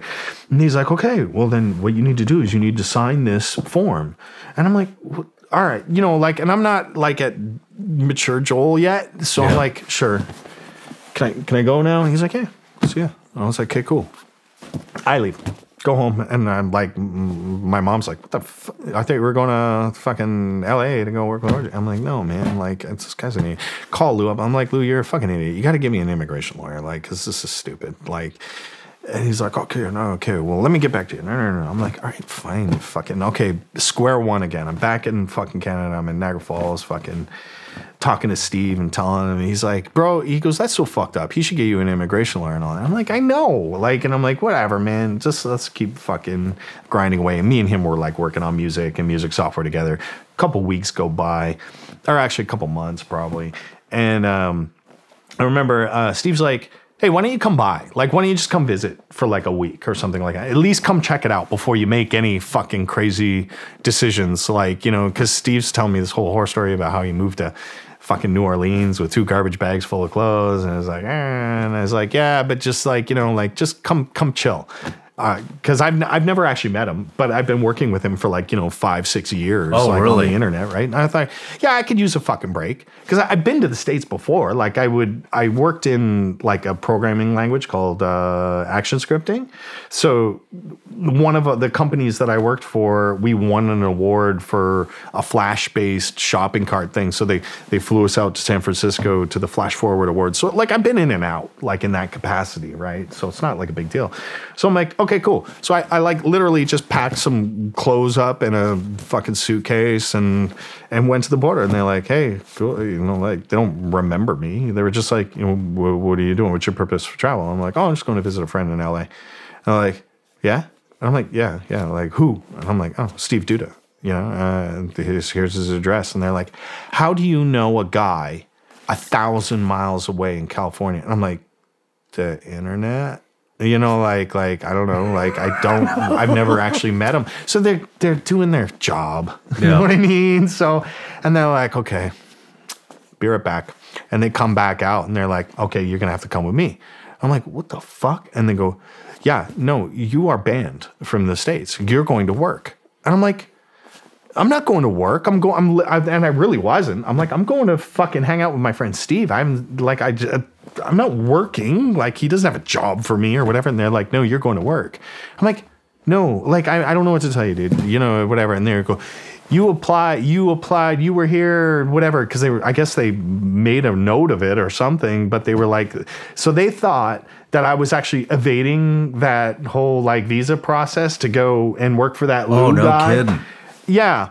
And of course, it's all hitting back to me. I'm like, dude, that is so unrelated. Like, I'm just literally going for like a week to hang out with this guy. And they did the whole Gestapo thing, you know, and it was fucking crazy. I was scared shitless. And they're thinking, oh, no, you're going to jail tonight, you know, kind of shit, you know. And I'm like, fuck, man. I'm like, I don't know what to tell you. Like seriously, like, I am not going to work. But honestly, so then they legitimately banned me from the States for like 7 years. No shit. Yeah, I swear to God. So I'm like, well, fuck, there goes my fucking Hollywood dreams, right? Whatever. So for whatever thing, they let me go back and they say, you cannot enter the States or whatever. And if you do, you'll be arrested. And I'm like, okay, fuck. All right, cool. I guess Canada it is. Go back home, tail between my legs. And again, my mom, like, I'm just like, dude, you have no idea. Like, this is just absolutely fucking crazy. And they think that I was trying, like, you know, smuggle myself in and no. And she's like, well, whatever. And I'm like, well, now I should get a lawyer. Well, but not really, because I have no point to go there anyway now, because I'm not going to Lou. And I definitely don't want to get an immigration lawyer to fight a case for me to just go visit my buddy, right? So I'm like, fuck. So I'm like totally defeated, right? And I'm like, telling him, well, fuck, you know, like, fuck that up. I'm going to stay in Canada. No. A couple of years go by. And I'm still just like grinding away in the Deadmau5 thing, hanging out in the scene in Toronto, doing all the nightclub stuff, and then just kind of making my music and stuff. And then still working with Jay Gordon, by the way. And this is where it comes full circle. Jay Gordon sent me a photo of him like wasted, like in his like underwear on a couch, you know, at some party thing. And he's like, look at this photo kind of thing, right? And I'm like, you're a fucking idiot, you know, cool, ha. And 100% that, like, just why would you? I don't care, you know, like, cool, dude. And at that time, I was getting into 3D animation and rendering and all that stuff too. So I had designed a shader model. This is such a long story, but like, I'll do my best to keep it short. I did a shader model. You know the Pixar lamp. Mm-hmm. You know, the teapot. Yeah. Okay, those are shader, like model tests that they'll use to test shaders. Okay. Right? And every kind of animation studio has their own dumb thing, right? Like ZBrush has like a kind of weird, or Blender has a monkey thing. You know what I mean? It's just the corporate gag, right? Okay. So in my like, I'm going to be a 3D artist now mode, right? I'm like, I need a shader model. So I made this circle with 2 ears and fucking some balls for eyes, and I cut out a mouthpiece and went, cool, I'm gonna just use that to test all my shaders out, you know, and whatever it is, right? It wasn't even Deadmau5, like it was the helmet as you know it, but like I didn't think Deadmau5 or anything like that, right? I was just, I'll just use that as my MDL for testing out shaders. So Jay sends me that photo, and I was just getting into it was kind of new at the time, called HDRI, which is like high density radiosity imaging, which is remember back in some CG behind the scenes things, they would take pictures of mirror balls, like spheres, and they would take a whole bunch of pictures, and you'd see them on sets. They're like mirror, like Christmas ornaments, kind of like, you know what I mean? Mirror finished balls. So what that is if you took a picture of that mirror ball at different f-stops for the camera, right? You could create basically an HDR map of the lighting of that scene, so that if you were to build that scene in 3D space and you use that HDR image that has like it's an EXR or whatever of different levels of light, then when you put your 3D model in it, it would apply that light to the 3D model of the same room, so it looked like it belonged there. Gotcha. Versus it was composited, right? So I'm testing this stuff out with just like, I had a Canon, and I bought literally like a garden ornament, one of those mirror ball things, and it actually had like a bluish tint to it, so I had to color correct it in Photoshop or whatever. But I was like, I should make my own HDRI, so I did that, and then I took the photo of Jay Gordon like fucking laying down like an idiot, and I put the mouse head on him, And I sent it to him, and I said, Jay, look at this. And he's like, oh. He goes, how did because it's like fucking magic to him, and because it's new technology. He's like, how the fuck? And I explained it to him. He goes, that's cool. He goes, what is that? And I'm like, oh, it's just like my shader model. He goes, dude, if you ever perform live, you gotta make that and wear it. Jay Gordon told me that. And I said, you're a fucking loser, dude. Shut up. You know, I swear to God, he was the first. I'll give him credit. He was saying, he goes, you know what? If you ever make it, you know, like you should wear that on stage. I'm like, yeah, no, that's stupid. And then, but like, and it never happened till like 5, 6, 7 years later. But like, honestly, it's been in my brain the whole fucking time. Just never acted on it or whatever. And I started like, I first started using it as my logo as Deadmau5 when I registered all that shit. And I was like, fuck, maybe I should. So I go I go to this guy in Toronto who makes props for like film and television. His name is Warren Keeler, and I said, can you make this? And I gave him, of course, the CADs, the FBX of everything, because I modeled it in 3D. And he's like, yeah, gets a hamster ball, fucking does his thing, and makes a really nice one. I fucking throw it on. I'm like, fucking, hey, this is so stupid. So I played my first show in Halifax with that head on, and everyone was like, what the fuck is this dude? It was pretty funny. What'd they say? What? That was kind of like, because it was like before Daft Punk was popular, so like it was, you know what I mean? It was kind of like around the same time, but they were like more Europe than North America at that time, so everyone was just like, that's really weird. Yeah, man. And just like I was saying at the beginning, it. Breaking the mold. Yeah, doing your own thing. So yeah. And that's just kind of how that happened. But then a lot of, like, nowadays, everyone's like, yeah, he was like one of the first. No, Daft Punk was the first. Fuck you all. You know who the first fucking electronic music bands with a head was? Not Devo. That's a hat. I mean a full head. Who? The Residents. I don't know them. Oh, wow. Yeah, look them up. I will. They were eyeballs. No shit. Giant eyeballs. And this is like in the 80s, something like that. And Penn Jillette used to play with them. The Penn and Teller. Yeah. Penn Jillette used to play with the Residents and stuff. They used to tour around and stuff like that. I did a whole interview with him, and I'm like, dude, that is so wild. I had no idea. It's a really cool story. How was it received when you... I mean, how big were the shows you were playing? Oh, no. At the time? Like literally twice the size of this room. No kidding, that small. 100 people. Did they like it? Yeah, they loved it. It was great. Because I had actually gotten big in Europe, in England, before I was big in Canada or in America, which was really weird because we had a mega club in Toronto at the time called Government. And they just like, again, fast forward like, 5 years deep into my, what I would say started as Deadmau5. I had a few hits out, and then Faxing Berlin was such a big track, and Pete Tong would play it in England. And then Government, of course, would say, oh, we booked Deadmau5. And it's like, holy shit, Deadmau5 all the way from England? Dude, I live like 4 blocks from that fucking venue. You know what I mean? And I'm going in there, and the capacity of like some international fucking DJ just blew my fucking mind. You know what I mean? And everyone's like, wait, you're Canadian? Wait, you're from Toronto? Wait, you live right fucking there? And I'm like, yeah, dude. It was really weird because I had played my music out. Again, this is all very condensed, but like, because it's everyone's got a story, you know, and it's always, life stories are really long. But I remember playing some of my music for Chris Lake, who is now and has been a huge fucking DJ out in the UK. And he would play it, and then Pete Tong, of all fucking people, like hear it, and they're like, oh, what the fuck? You know, and Pete Tong starts playing it on his show, and who's this? Deadmau5. Color me intrigued. It's not DJ so-and-so. It's not Captain Awesome. Or, you know, it was just like, you know, when you hear that Deadmau5 for the first fucking time, when it's, and I'm not saying it's commonplace, but I just mean, imagine fucking it's me explaining to the guy at customs now every time I go through the fucking states. And they're like, oh, okay, where are you going? I mean, I have my visa and everything's fucking cool as fuck, but I go through sometimes and it's like, maybe an older gentleman and he'd be like, hey, okay, what are you doing? Going to Nashville. Oh, for what? I don't know, just gonna go play some music and stuff. You got no one. Oh, cool. What band you in? Deadmau5? And he's like, what the fuck?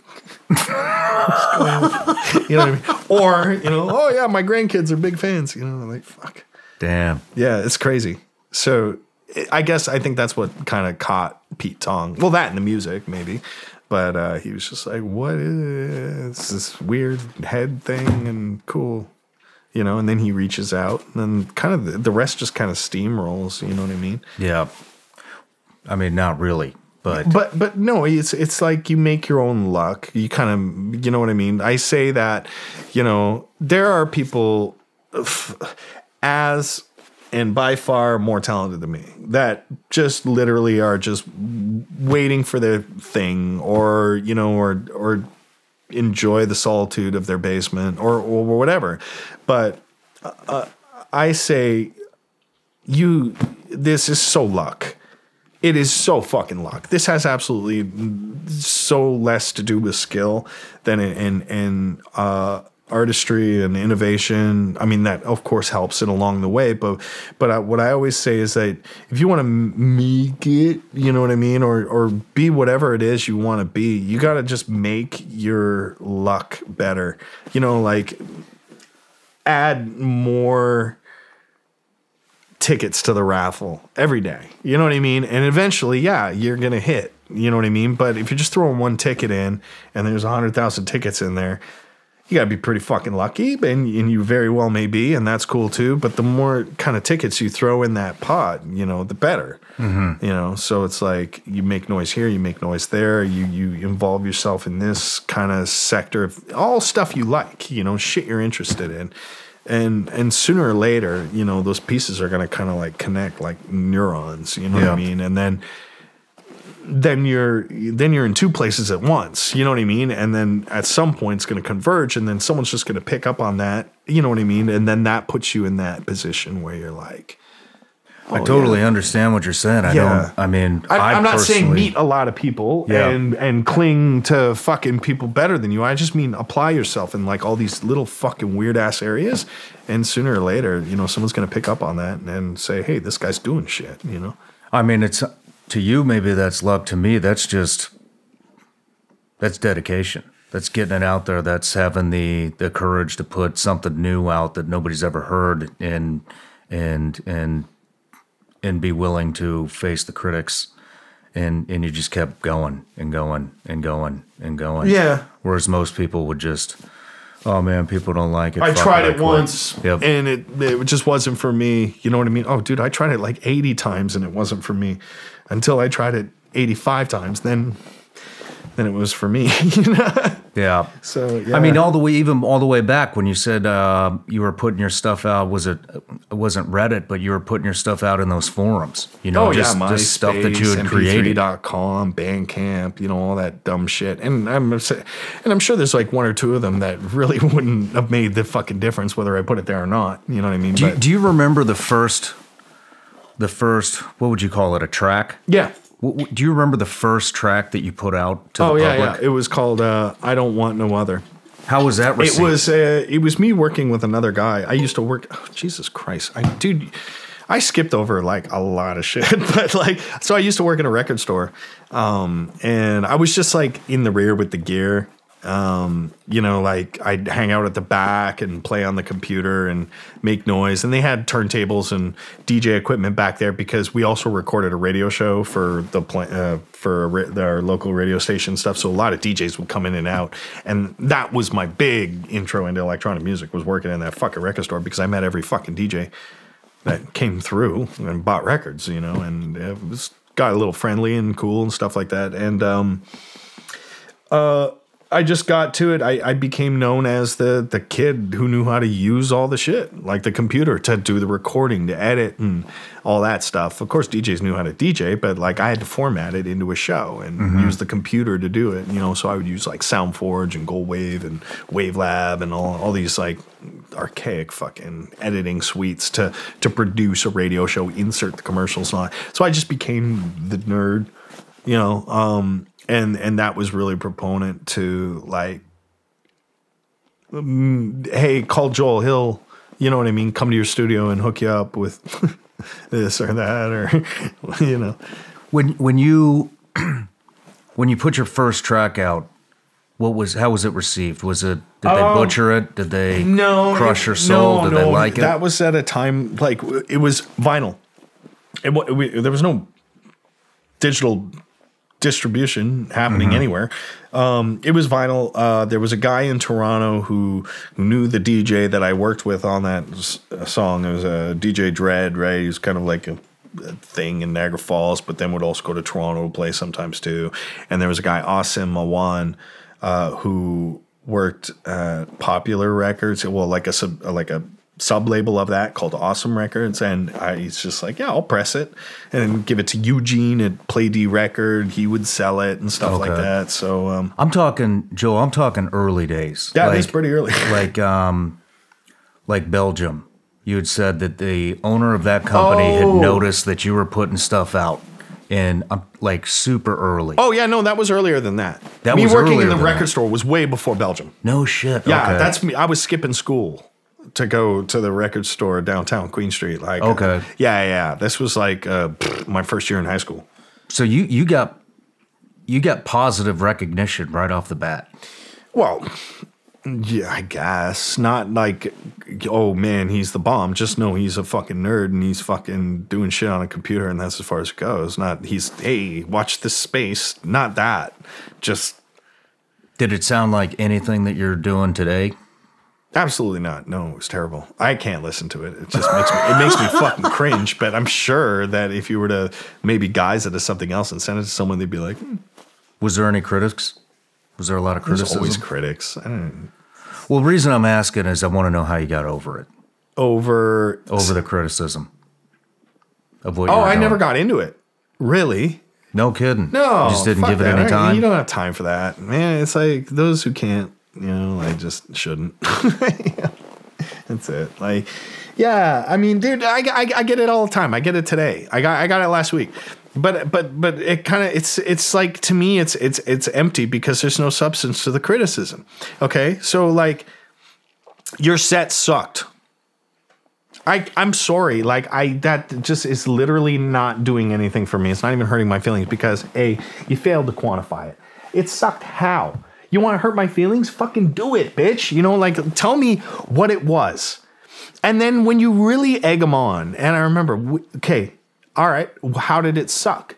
Well, okay, you gotta, did I play a song you didn't like? You know what I mean? Like, I don't understand. Was the audio bad? Did you have a bad time with your girlfriend? Like, I don't understand. Like, there's so many things in the universe that could make that suck for you and you alone. You know what I mean? But there's 50,000 of you out there, and I don't really give a shit about your bad fucking time. I don't give a shit about hearing about your bad time. You know what I mean? Like, fuck, man, you got to be kidding me. And then on the internet, you multiply that by 1 billion, right? It's okay, or like whatever, you know what I mean? Like, or like critics, you know what I mean? It's just like, I am so unaffected by criticism, I think, and that's a really nice thing to develop. Did you develop it, or did that just come natural? I think naturally, just like I've always been really not really part of any need to fit into anything. You know what I mean? Like a group. And that showed really early, I think, for me in high school, because you had your goths and your jocks and your nerds. And, you know, I didn't really vibe with any of that. I would just go bum smokes from all of them. You know what I mean? And just I'd be there. Not saying I was bullied and I was an outcast and I cried in my locker every day. You know what I mean? I knew how to socially function. You know what I mean? You just kind of you got to get a bit of this and a bit of that sometimes, and flack from peers or people that are like, you know, occupying the same space as you at that age. You know what I mean? Because I think everybody's so really bent on fitting in. And fitting in with that group that's most likely to succeed at being the fucking coolest, which is pretty petty, but like that's high school in a nutshell. You know what I mean? I played fucking all sides of the war. You know what I mean? Like I fucking smart man. Yeah. Smart man. Time to get real. If you have a family like I do, then you need to get term life insurance to protect them. It's one of the smartest financial decisions you can make. And the start of the new year is the perfect time to get it done so you can focus on whatever else the year has in store for you. Fabric by Gerber Life was designed by parents for parents to help you get a high-quality, surprisingly affordable term life insurance policy in less than 10 minutes. You could go to start from covered in less than 10 minutes with no health exam required. With over 1,800 five-star reviews, they're rated as excellent on Trustpilot. Join the thousands of parents who trust Fabric to protect their family. Apply today in just minutes at meetfabric.com/Shawn. That's meetfabric.com/Shawn, MEET fabric.com/Shawn. Policies issued by Western Southern Life Assurance Company, not available in certain states. Prices subject to underwriting and health questions. This show is sponsored by BetterHelp. It's getting close to New Year's, and every New Year's we get obsessed with how we can change ourselves rather than just expand on everything that we're already doing right. Maybe you finally organized one part of your space and you want to tackle another. Or maybe you're taking your supplements every morning and now you want to actually eat breakfast too. Whatever your goals for the new year are, therapy helps you find your strengths so that you can ditch the extreme resolutions and make changes that really stick. If you're thinking of starting therapy, give BetterHelp a try. It's entirely online, designed to be convenient, flexible, and suited to your schedule, even if you've added some new routines in there. Just fill out a brief questionnaire and get matched with a licensed therapist and switch therapist at any time for no additional charge. Why wait for a new year when you can celebrate you and the changes you've already made right now? Therapy from BetterHelp can get you there and help love you, love the journey, love this new year. Visit BetterHelp.com/Shawn today to get 10% off your first month. That's BetterHelp, HELP.com. All right, Joel, we're back from the break. We're getting ready to dive into you meeting Tommy Lee for the first time. That fucking guy. So Steve Duda, who's basically been there from the start, you should get him on the show. The he's crazy. Mad genius, really quiet, hippie dude, long blonde hair. Just, I'd love to get him. Yeah, he's awesome. So me and Steve, we met through that company in Belgium, and we were just like back and forth banner. Some tech stuff in between and stuff. At some point, before the Deadmau5 stuff, I was like, we should just start a band and do some, the industrial stuff that we like. This isn't even dance music. And so many years go by, and then of course I was barred from the United States. Steve's like, I'll just fly up there. And I was like, oh, okay, perfect. Okay, and then we can hang out. We can just do whatever, right? And he's like, yeah, cool. So we came, showed up, and I was living in a basement apartment in Toronto at that time. And I was like, well, like, what do you want to do? Like, what kind of music should we do? It's like, how do you start a band?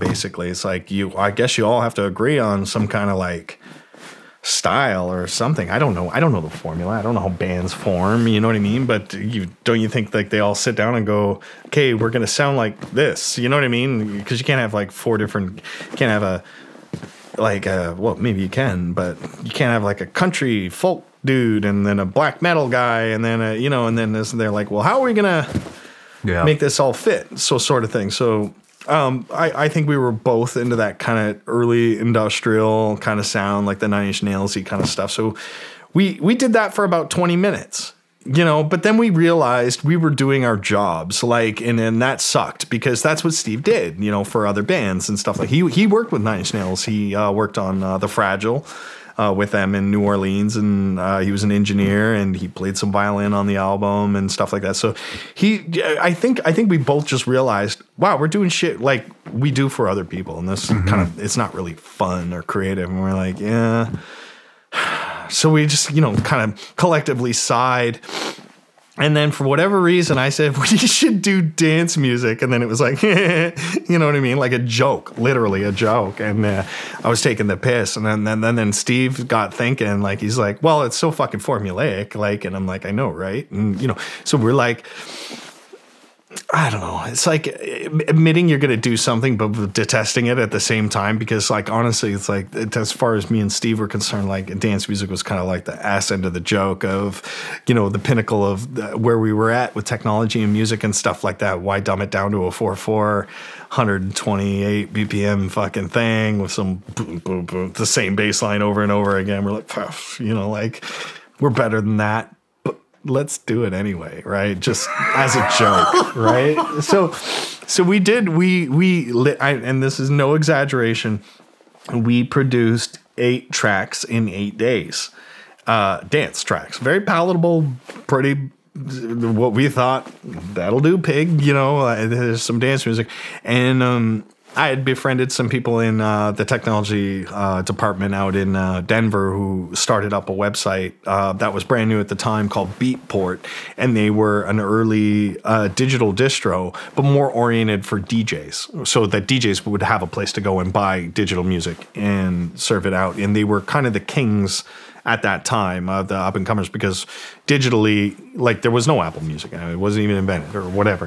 There was no real place. Like, DJs would go to record stores and, get holds from the record shop owner if they're like a DJ and reservations and stuff like that. So getting music, Beatport made it more accessible because they were one of the first and probably the most renowned kind of source for where the digital DJ would get their music, right? Okay. So I ended up just like making up a record label out of fucking thin air and sending it to Tom Havens, who was working at Beatport at the time, and said, how do we release this? And he was like, oh, just do this, it's some IRC codes, and no, it's pretty easy to do. And I was like, oh, okay. Do I need to like sign anything? He's like, no, just fucking send it, whatever, it's good, and we'll do the accounting on it and all that stuff. I'm like, okay.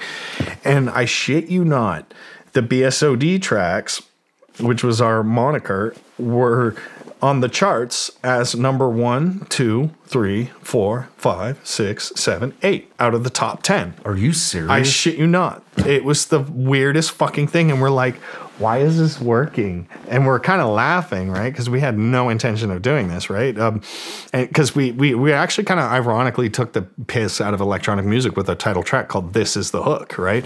And it's this text-to-speech stuff describing about how the track should go because it was so formulaic. So it was like this computer voice that just basically said, "Okay, so first we're gonna add 16 bars of just a kick drum so the DJ can mix it in, right? Okay, it's so predictable. Okay, now comes in the bass line, and then the bass line comes in, and then it's like, now here's the breakdown. It syncopates, the rhythm, and it's like this text-to-speech shit that's just describing how formulaic it is, right? And then it was called "This Is the Hook" because then the hook was called "This Is the Hook," and it was like this guy saying "This is the hook," this is the hook, and then we were like, dude, this is the stupidest thing ever. And it was actually like number 1 on Beatport for like a hot minute. And we were like, holy shit, this is funny. And then we started to see like our income come in from that. And we're like, we could just do dance music, dude. Like I know it's like kind of above our pay grade, but like, let's just. You gotta be shitting me. So you weren't even really into dance music. Still kind of not. but that's another story. So it was a joke because we want to do this like industrial Aphex Twinny. Aphex Twin is this like avant-garde stuff, Square Pusher-esque 9 Inch Nails kind of medley thing. Like just we had such hot, grand visions of being the next not inch nails or whatever, you know what I mean? Because we were just so big, huge fans of Trent and Atticus and that whole camp, which he all knew, you know what I mean? Yep. So it's like, I'm like, what better candidates would there be to create the next thing? It would be me and Steve, you know, do this. And then instead we make like a joke 8-track dance album and it just fucking blows up. And then there's this huge DJ like Benny Benassi's, you know, that Satisfaction song. Yeah. Benny's like, me and Steve, we printed our own t-shirts. This is how like fucking chop shop this is. When we go to Winter Music Conference, right? Like in Miami, just this like, on a spectator level, you know what I mean? Like, we're not going for meetings. We're not going for, you know, like appointments or to sign autographs or fucking play any shows. We had no shows. We had one show just because of Steve's friend, Jonathan Peters, who was playing at Space, and we got a slot from like 4 a.m. to 4:30, you know, or something like that, right? So we went in that capacity, right? Is this Ultra? Is this Ultra Music Festival? Yeah, okay. When Winter Music Conference was at the same time. So gotcha. They used to always time those two events together because, like, shit, half the industry's there, half the DJs are there. Let's just make it a conference thing too and give out some bullshit awards and talks and conferences. But really, it's just for, like, you know, the dance music guys, agents and labels and DJs just go fucking party for like a week, then play a festival, get paid. Everybody fucking cool. Who doesn't love Miami, right? So we decided to go to this thing, and this is like at the peak of WMC when it was like a really cool thing. So like the rally would be booked, and Pete Tong would have the rally, and the National was booked, and some Ajuna would have that, and all the labels, all the big swinging dicks, Tool Room Records and Ultra Music and the label and all that stuff. So we go to this conference, and we're wearing our printed BSOD shirts, right? And walking down, I remember Collins Street, or no, when we were at the National, just like having lunch because we just managed to just blag our way into getting some passes to go into this, like, you know, kind of private party thing. So we're sitting around at the table, and Benny Benassi walks by, and he's like freaking out at like me and Steve, and we're like, oh, I was like, dude, that's Benny Benassi. And I was like, he's like, oh, cool. Like, we're not freaking out, but I was just like, that's really weird. And Benny's like, oh, you guys are BSOD. And I was like, yeah. He goes, oh, I love, This Is the Hook. And he's the nicest, wonderful Italian dude, you know. And we're like, holy shit, this is a Satisfaction guy, right? We're like, awesome, cool, man. He's like, yeah, no, I really like the song. And, you know, Benny Benassi's playing our shit, and we're like, dude, this is so fucked up. Like, we fucked up because now we're a thing, and oh shit, you know, like, okay, cool. They're like, hey man, yeah, cool. So we gave him some stuff, and he's like, yeah, you know, whenever you guys do music, you know, send it. We're like, okay, yeah, like, sure, no problem. And then Chris Lake was, you know, a friend of ours too, and Chris Lake loved our stuff. And in hand, you know, Pete Tong kind of caught onto it again too, and all that stuff. And so it's like, we're like, what the fuck did we just do? Whoops. And this is getting into the whole Tommy thing. So then BSOD is just kind of up and coming and stuff like that. But then we just kind of decided, Steve was just like, I don't want to be a superstar. I don't want to be a DJ. He doesn't. He really, honestly, truly doesn't. Like, he's just, he loves technology, loves programming. I don't necessarily want to be a big superstar. I love it too, but like, I like making music and stuff like that. Steve loves making tools that make music. He likes solving those kind of problems. I like solving creative problems. And ultimately, we just kind of just stopped with the BSOD stuff for like a hot minute, you know, and just like, and Steve is like, oh, I'm working on this new synth thing. Give me like 20 years and maybe I'll finish it, you know. And I'm like, okay. But we still remain best of friends. It wasn't a breakup. It was just like, that was cool. We made some money and we know it works, you know. Okay, game on. Let's go do something else. And that's kind of when I forked off and did Deadmau5 because I'm not just going to be bored while Steve's like fucking off being Steve. You know what I mean? I got to keep it moving, you know? So, you know, all good. All is well that ends well. So that's when I started Deadmau5 stuff after that. And then he was like, oh, it's the guy for BSOD. He's the guy that did Factory Berlin. And then, same dude. Okay, cool. Let's put a mouse head on him and throw him on every fucking festival. Fine. Then Steve was gone to LA on business through, because he still worked for Avid. He was an operator for a Pro Tools system that Tommy Lee bought that has no idea how to fucking use it, like himself. He has a studio at his home, and he's got an engineer. He has like Scott Humphrey and Chris Baseford, you know, running the shit. Tommy just knows how to, and that's about it.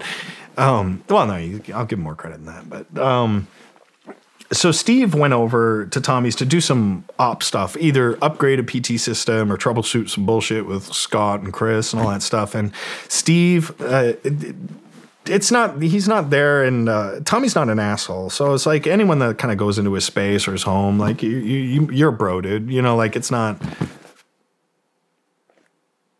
just get to work. Don't look at me. Just do what you need to do. No, and they got chummy, right? So they got talking music, and then Steve's like, "Oh, have you heard this Deadmau5 dude?" And Tom's like, "No," right? And he would play him some of my weird shit, not my dance music. He would play him the stuff I did, like the B-roll shit, that nobody really hears, that I just kind of do for fun, and I give it out to friends and stuff like that. And then for whatever reason, Tommy emails me. He's like, "Yo, your boy dude gave me some of your shit. It's fucking whack, and I love it." And I'm like, "Okay, cool. Like, thanks.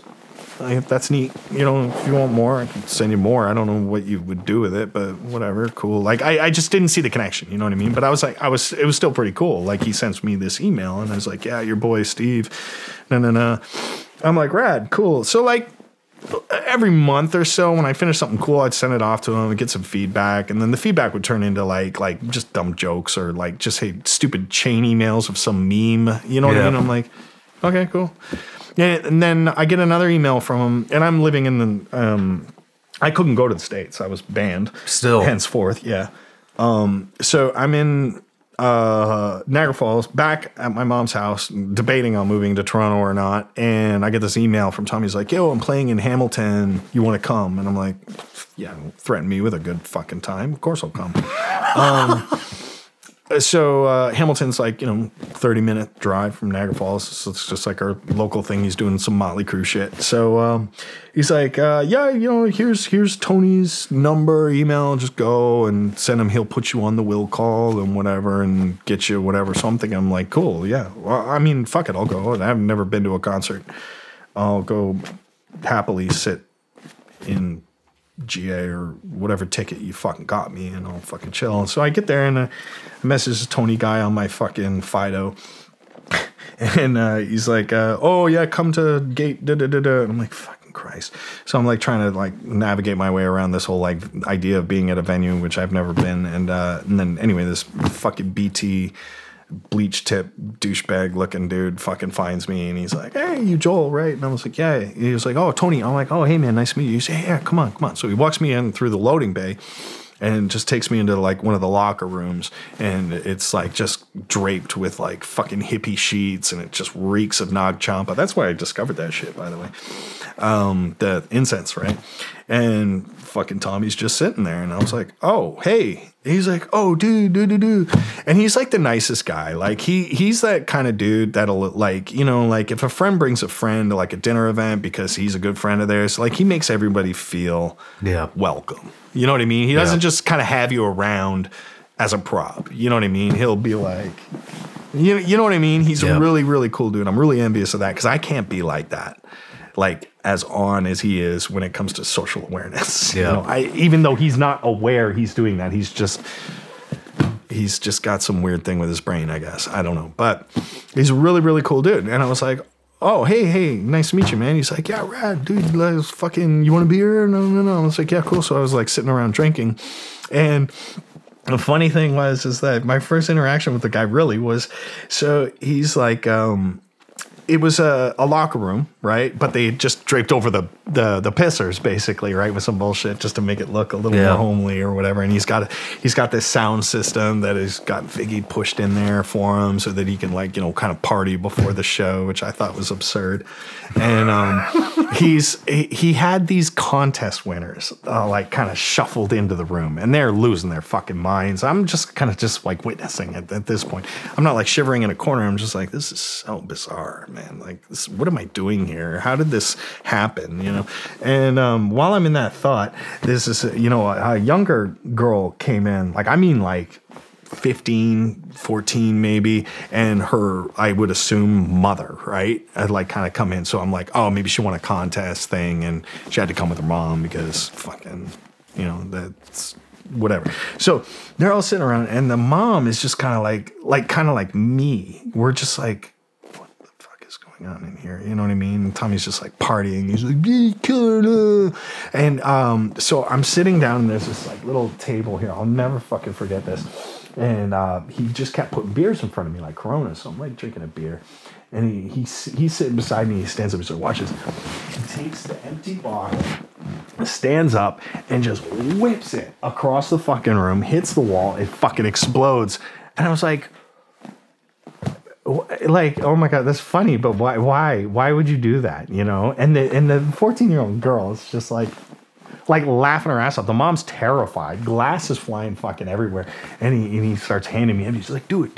And I was like, bro, like, come on, man. That was like literally my very first rock and roll moment. And then he's like, just fucking whip it, man. And so we're like whipping these empty Corona bottles down the fucking hall. I'm thinking like, see, like anyone else, me especially, like in any other circumstance, I'd get arrested for this shit. You know what I mean? Or at the very least yelled at, you know, or something like that. But I was like, why is this fun? Hey, I mean, it felt great to do it, but I was like, this is so juvenile. This is so stupid. Like, I thought you were like an adult, you know, and I think legally you are, but why are we acting like children? I don't know. It's a good time.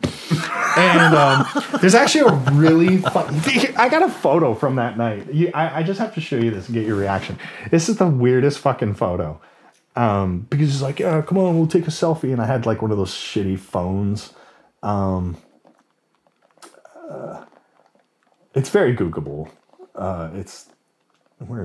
This is the first picture. So this was that night. So this is in that dressing room. And I think I'm like 18 years old. Holy shit. It's so weird. I gotta get that. Yeah, just literally Google it. And this is Steve Duda. That's when we started our band thing. Oh, right on. Yeah, he's a cool dude. We'll put that up too. Yeah. That's cool, man. Yeah, so I'm out there like just hanging out with this fucking rock star thinking, you know, like, okay, but you know what? It's cool. It's an experience. Cool. And I watched the show. I enjoyed it. And then he's like, well, what are you doing this week? And I'm like, what do you mean, what am I doing this week? Like, I'm going back to my fucking normal ass fucking life and figuring out more music shit, you know? It's like, well, you should come to Montreal. And so he's like, and I'm like, well, I don't drive. First of all, I had to get dropped off here, and I gotta fucking, I don't know, I gotta figure out actually how I'm getting home. Actually, you know what? As a matter of fact, I think I had to borrow $50 from him. I had to ask him. I did. I said, dude, I don't want to be that guy, but can I borrow $50 so I can get the fucking GO train back to Niagara Falls? Because it's like 45 minutes away. It's gonna be like hundreds of dollars for a cab, but I can wait till morning and then get on the GO train and go back. And he's like, yeah, sure, dude.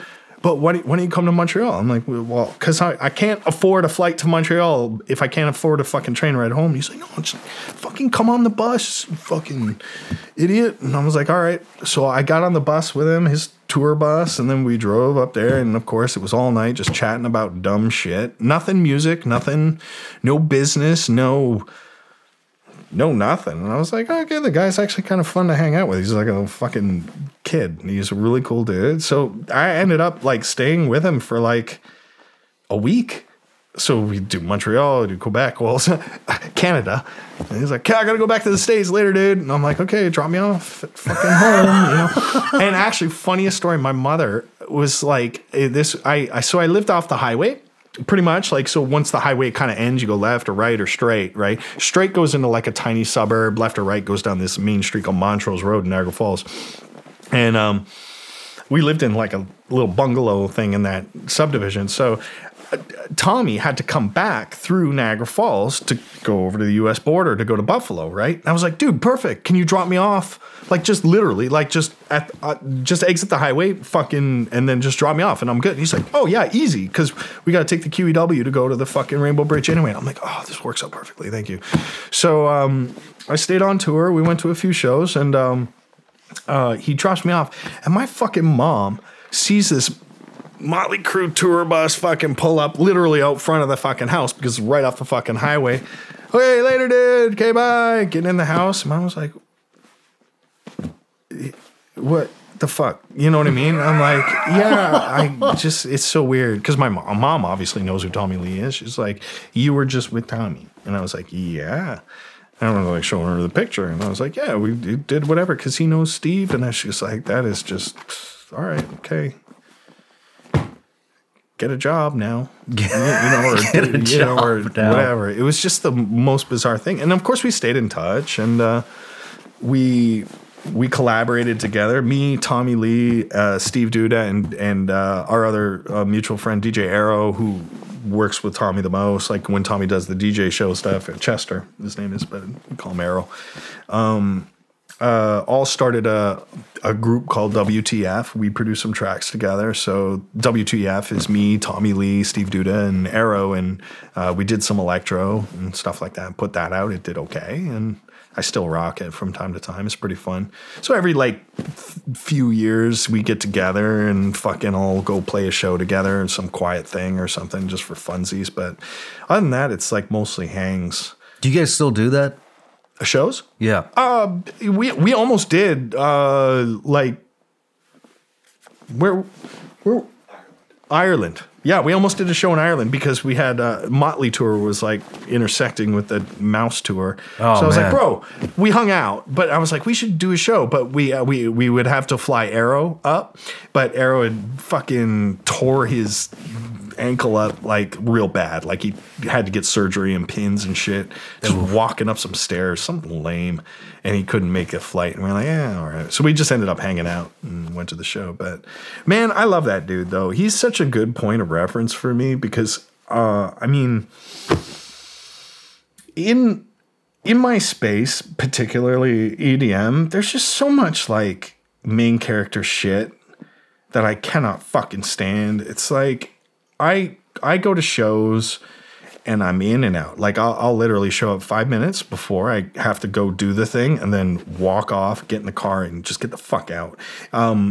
Generally, I from when I started, I've noticed, and probably still very prevalent, there's always like this like compound that goes on for hours before an artist will go on. So there's like groups and it's party this, party that, or not party, or just, you know what I mean? Little cliques of other artists. And I mean, who's the headliner and why am I not playing the main stage? It's just like, shut up. So I don't deal with that. And neither does really Tom. He just kind of zens out, does his fucking thing and gets on, gets off. And you know what I mean? And he just like, he's so blissfully happy, I guess. You know what I mean? So there's like really, he's the only guy that I think I can talk to about a lot of problems that I have with my mental health and touring and stuff like that who gets it. You know what I mean? I could have the best psychotherapist in the fucking world, and I've done some therapy sessions here and there with like some big swinging dick MD fucking pro brain pickers, but I don't think they ever really get it. Yeah. You know what I mean? Like they I can see that. I can sort of understand it, but this dude's fucking lived it. You know what I mean? So he gets it. So he doesn't need to have a fucking PhD to tell me, yeah, that's annoying, you know, or like that's cool. You know, he's like, he's been through it, he's done with it, and he needs nothing from me.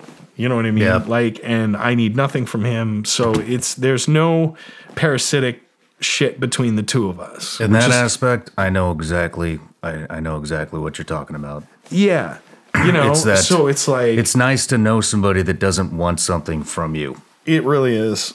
You know, and it's good. And you like, don't want everybody needs that one or two. If that's all you can get, cool. That's all you need. You know what I mean? People in your life where there's just a symbiotic needlessness from both sides. You know what I mean? Where it's just like, is there a single best piece of advice maybe that sticks out in your head from him that you've really, you know, from him? From that you really don't sweat the petty pet. No, what is it? Don't sweat the petty, pet the sweaty, or something he always says. What is it? Oh my God, why do I forget it? But he says it all the time. It's like, shut up.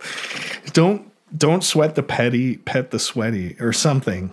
I think it's a little more clever than that, but he says something like that, and I'm like, dude, that is just so on brand. Would you consider him kind of like a mentor?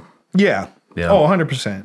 And whether he knows it or not doesn't even fucking matter. You know what I mean? Yeah. Which is kind of cool too, because like I said, I think he just stopped developing after like 13 or something like that. No, for real. Like he is just he's like a pet, sort of like, but he's smart in certain areas, but just not mine. And so when he comes to me with like a gadget, my favorite Tommyism is red cameras. Yeah. So I go out and I'm doing a music video out in LA, and we wanted the shit, right? And this is like a long time ago, right? So Dana White and all the UFC guys kind of pitched in for this video because we tied in a lot of UFC kind of themery around it. So it was a big deal. It was a huge production. It was like easily 7-figure fucking thing, right?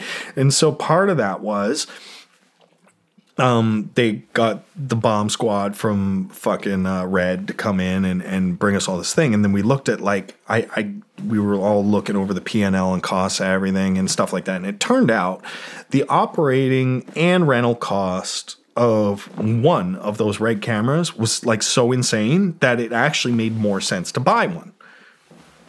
So I bought one, and then I hired an op to come and fucking did that, right? So that's my Red camera now. So I'm like, holy shit, I got a fucking Red camera. I'm gonna shoot all the crazy shit, right? So, because I get into these hobbies, you know what I mean? And sometimes they stick, sometimes they don't. But when I get into a hobby, I go like fucking full tilt, you know what I mean? It's like, oh, you like wave surfing? I'm like, yeah, fuck it. I'm gonna buy a 25-footer fucking Tiga fucking wave ripper thing. And everyone's like, wow, you really like that shit, eh? Well, yeah, for now, so I'm like that guy, right? So I was really into videography and cinematography and photography and all that shit. So I get this Red, and I'm showing. Okay, of course, whenever one of us gets something Red, we're on the phone, right? Like, hey, buddy, check this out. And he's like, oh, dope. That was like one of those fucking Red cameras. I'm like, yeah, dude, it shoots in fucking like 4K, like 8K, like 120 frames a second. And he's like, oh, rad, cool. And then a week later, he'll message me. He's like, dude. I'm like, what? And he's like, I just got this, like the GoPro, the new GoPro. It does 4K. And I'm like, yeah, but, and he's like, yeah, no, but it's the same as your fucking Red, dude, but it's like this big.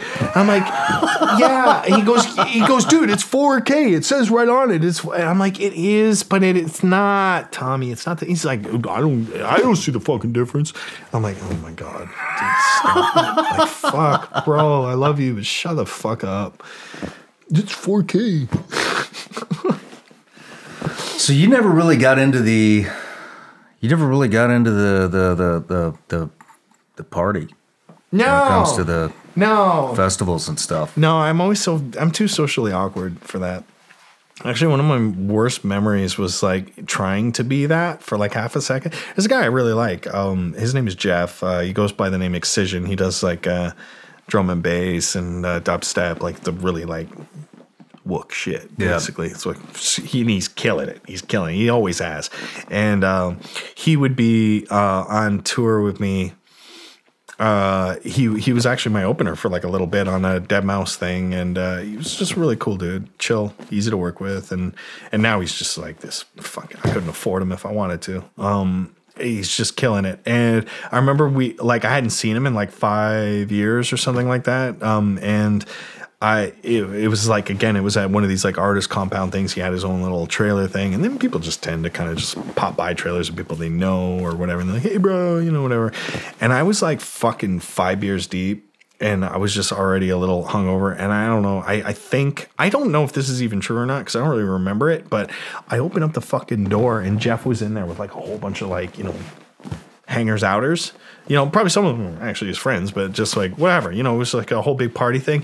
And then when I came in and went, Jeff, or I don't remember how it went down, but I must have made noise or something like that. I wasn't being rude or anything, but I was just like, everyone's drinks just silence, radio, and everyone's looking at me like, "What are you doing in here?" kind of vibe, you know what I mean? But I'm just trying to talk to Jeff, but everybody's watching Deadmau5 talk to Excision, you know what I mean? Mm-hmm. And I was like, "Fuck, hey, like I don't even know what to fucking say, right? Like, because now like I'm being auditioned, you know what I mean? It was just really weird, and I was like, "Hey, man," he's like, "Hey," and I'm like. Okay, good to see you, man. And I just kind of walked out. You know what I mean? Because it was just so weird, Yep. you know? It's like, I was like, fuck, I'm never doing this again.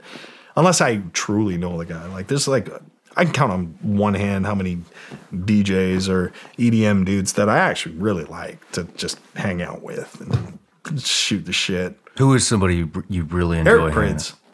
I love that dude. He is great. He's fucking amazing. He's so chill. He's just so easygoing. He's a pain in the ass to work with. Don't get me wrong, but like in terms of like, if you want to do a show with him, like, oh my fucking god, it's just like pulling teeth with this guy because he's as lazy as me when it comes to collaborations and putting in effort on a project that you're not really going to be permanently invested in any way, but it's going to be a one-time thing, you know? Yeah. So like, bless him for that. Like I'd be the same too. But just like as a dude to go have a dinner with and just talk about how's the farm. You know what I mean? How's fucking Sweden? What's new? You know what I mean? Then that's my dude. I love him. Wolfgang Gardner, another really cool dude. Like, and it's all the older dudes because they're just over it. Yeah. You know what I mean? It's like, so what are you working on?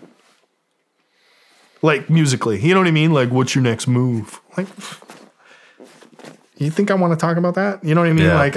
I'm like so vested in this, especially in like this kind of area of fucking music that I don't even like anyway. And now you want to know like what my big Grammy aspirations are this year? Like, fuck off, dude. Like, Man, I find that so odd that you're not even you don't really like EDM. no, I don't hate it.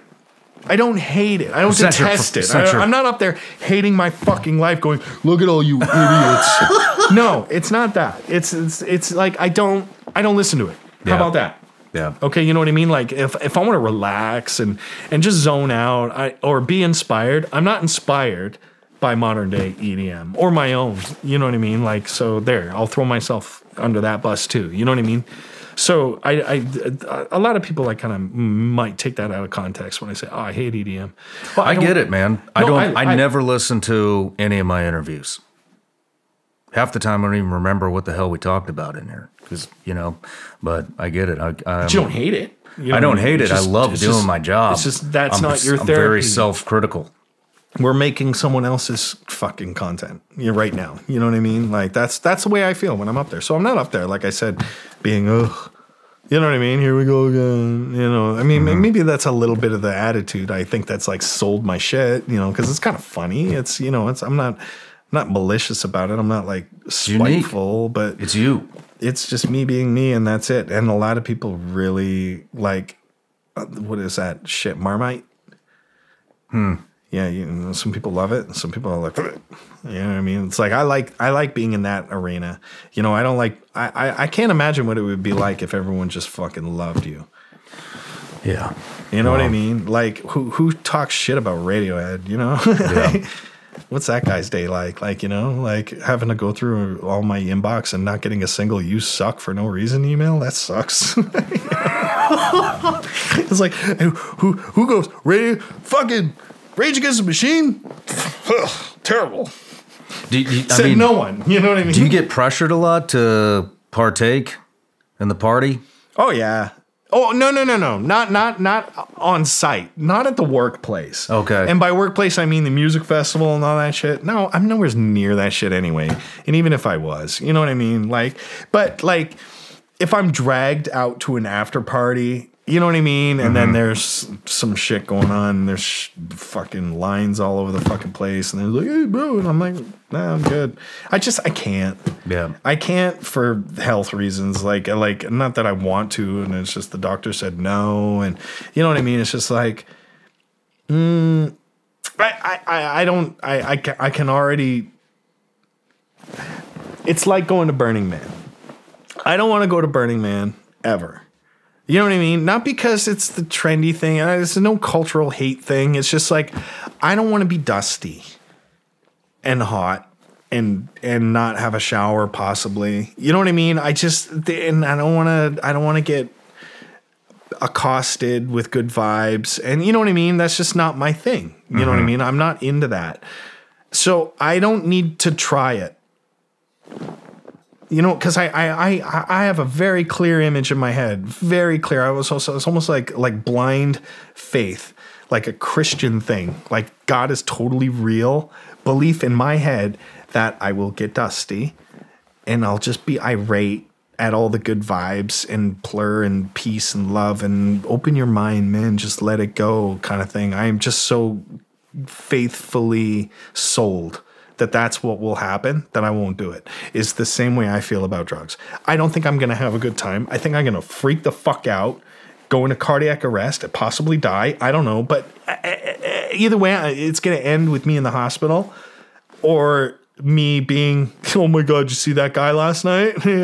That's how I feel about partaking in the party scene. You know what I mean? So, but I mean, I'm happy to go hang out and have a good time. If people are having a good time, if they're playing some really great techno that I really love, and it's all like hanging out, having a fucking beer or two with some friends, abso-fucking-lutely. But when it comes to like, you know, just fucking, you know, being in some fucking opium den with a fucking shitload of drugs saying this is going to make you feel so great, I don't think it will. So I just don't. You know what I mean? Yeah. I mean, last night you had mentioned that that a lot of people think that you're an alcoholic. Yeah, that's a funny one. I saw a few posts on that. It's like, oh man, we really got to talk to Joel about his thing, because the only time people ever see me is when I'm on stage, right? Mostly, right? And I have like 3, 4, maybe on the top end 5 beers, like over the course of like 2 hours, just to take the edge off, because it's like it's a lot. It's a lot of sensory input. It's the loud music, the monitors, which I need loud because they have to overpower the mains, because when you're mixing, you know, sometimes you can't have that delay, right? So you got to have your monitors like basically a PA system here and here, and that's like in excess of 130 dB, which is already like fucking okay, I'm up, you know. And then, you know, you got all these people looking at you, not hoping for you to fuck up, but just like they want to hear your shit, but you don't want to fuck up for them. So there's pressure on that. And so it's not like I assume everyone out there is judging me. I think everyone's out there to have a great fucking time and be with their friends and enjoy the music. So having said that, you know, you don't want to disappoint that many people. Yeah. Or make a complete ass of yourself or fuck up, you know what I mean? It's like, well, wait, why are you even in this position? You know, so it's a lot of, it's very punishing on yourself. And a lot of it, you're doing it to yourself. It's not even the audience, you know what I mean? I've never had a boo, fuck you, whole, you know what I mean? Yeah. A resounding boo, fuck you, anyway. But a couple drinks help. And so, like, I'm just, that's part of the show, is me having a fucking Corona all of a sudden. And, like, you know, not all of a sudden, but just over the last, like, 10 years, it's like, wow, this guy drinks a lot. No, just when I'm on stage. Then after that, then I pee, I get in the car, I go home, and I go to bed. I don't go to the after party and down that's a the bottle routine. of Jack. That's got to be a rarity. What? That routine. No. Not no, partaking, I don't think so. going I don't home. think so. You don't think that's a rarity? No. Do a lot of guys do that? I think a lot. Oh, like maybe the older dudes, you know, probably. Oh, don't get me wrong. When I was in my 20s, my first fucking tour, holy shit. Yeah, no, it was that. Let's go to the after party. Let's do this. Let's do that. And it was just alcohol and then hangovers and fuck it. Yeah, it was rough, dude. Yeah, my first or second tours were like exhausting in the sense that I went hard, but then I just like, okay, this year I'm not going to do that. How long did that take for you to? 3-4 years. That's it. To calm down. Man, that's not long. Well, some people don't. Like, I know Steve Aoki's still fucking, I'm like, I don't know how you do this, dude. But he works out and shit. He's pretty fit. Like, I don't. Yeah. So there's that. Let's go into. I want to ask you about how the mouse head has developed since its existence. Since its not debut. Not much. It has not really changed. You know what I mean? It's not like an evolving art project. It's just like I built new ones with just like different looks to them, just because like the other one got fucking destroyed. What do you see when you put it on? What's in there? My fucking nothing. What do you mean? Like how? Like, can you see in there? Yeah, absolutely. That'd be weird if I couldn't see. Is there electronics in there? No. There's like a grill. And it's just perforated just enough that it looks solid coming this way, but out that way, you're like, oh, yeah, no. Oh, no kidding. I can see plain as fucking day. So you got like 360 degree. No. Just this little mouth part. So like 180. Okay. You're looking through the mouth. Yeah. Just turn your head. I could have swore I saw wires coming out of it. There was one that was entirely covered with LED that had goggles on the inside. But so the whole thing lit up. It was like an LED mask, so I could draw pictures on it and do all this crazy light shit. And that was cool. And I wish I could still do it. But the problem is with that tech is it was so finicky. The upkeep on that stupid helmet, like, because it would have been great, like, if I would be playing in the same couch in the same quiet room every night where I could just kind of put that thing away and do that thing. But everything that you do for that touring purpose has to be built fucking robustly, because that thing is just going to get beaten the fuck up. It's going to be in road cases, airplanes every fucking day. And that head required soldering every fucking stop because a LED broke or an ear broke or something like that. So it was just maintenance. And I rocked it for like almost a solid year, but then it was just like, this thing is such a pain in the ass. When I stopped wearing it, half my crew were like, oh. You know what I mean? Because it was literally one of the jobs was to solder this back on, get this battery working again, or this cable got disconnected somehow, or it was and it was heavy. It was a neck breaker too, so I could only wear it for like a little bit, and then I'd have to replace it with one that looked exactly like it but didn't have the electronics in it that wasn't on. So we called it the dummy head. So it was like ultra light, but it looked like the real one. Yeah. So it was such an operation. It was like, fuck, what a stupid idea. Wear a mouse head, they said. It'll be fun, they said. In the name. Where did the name come from?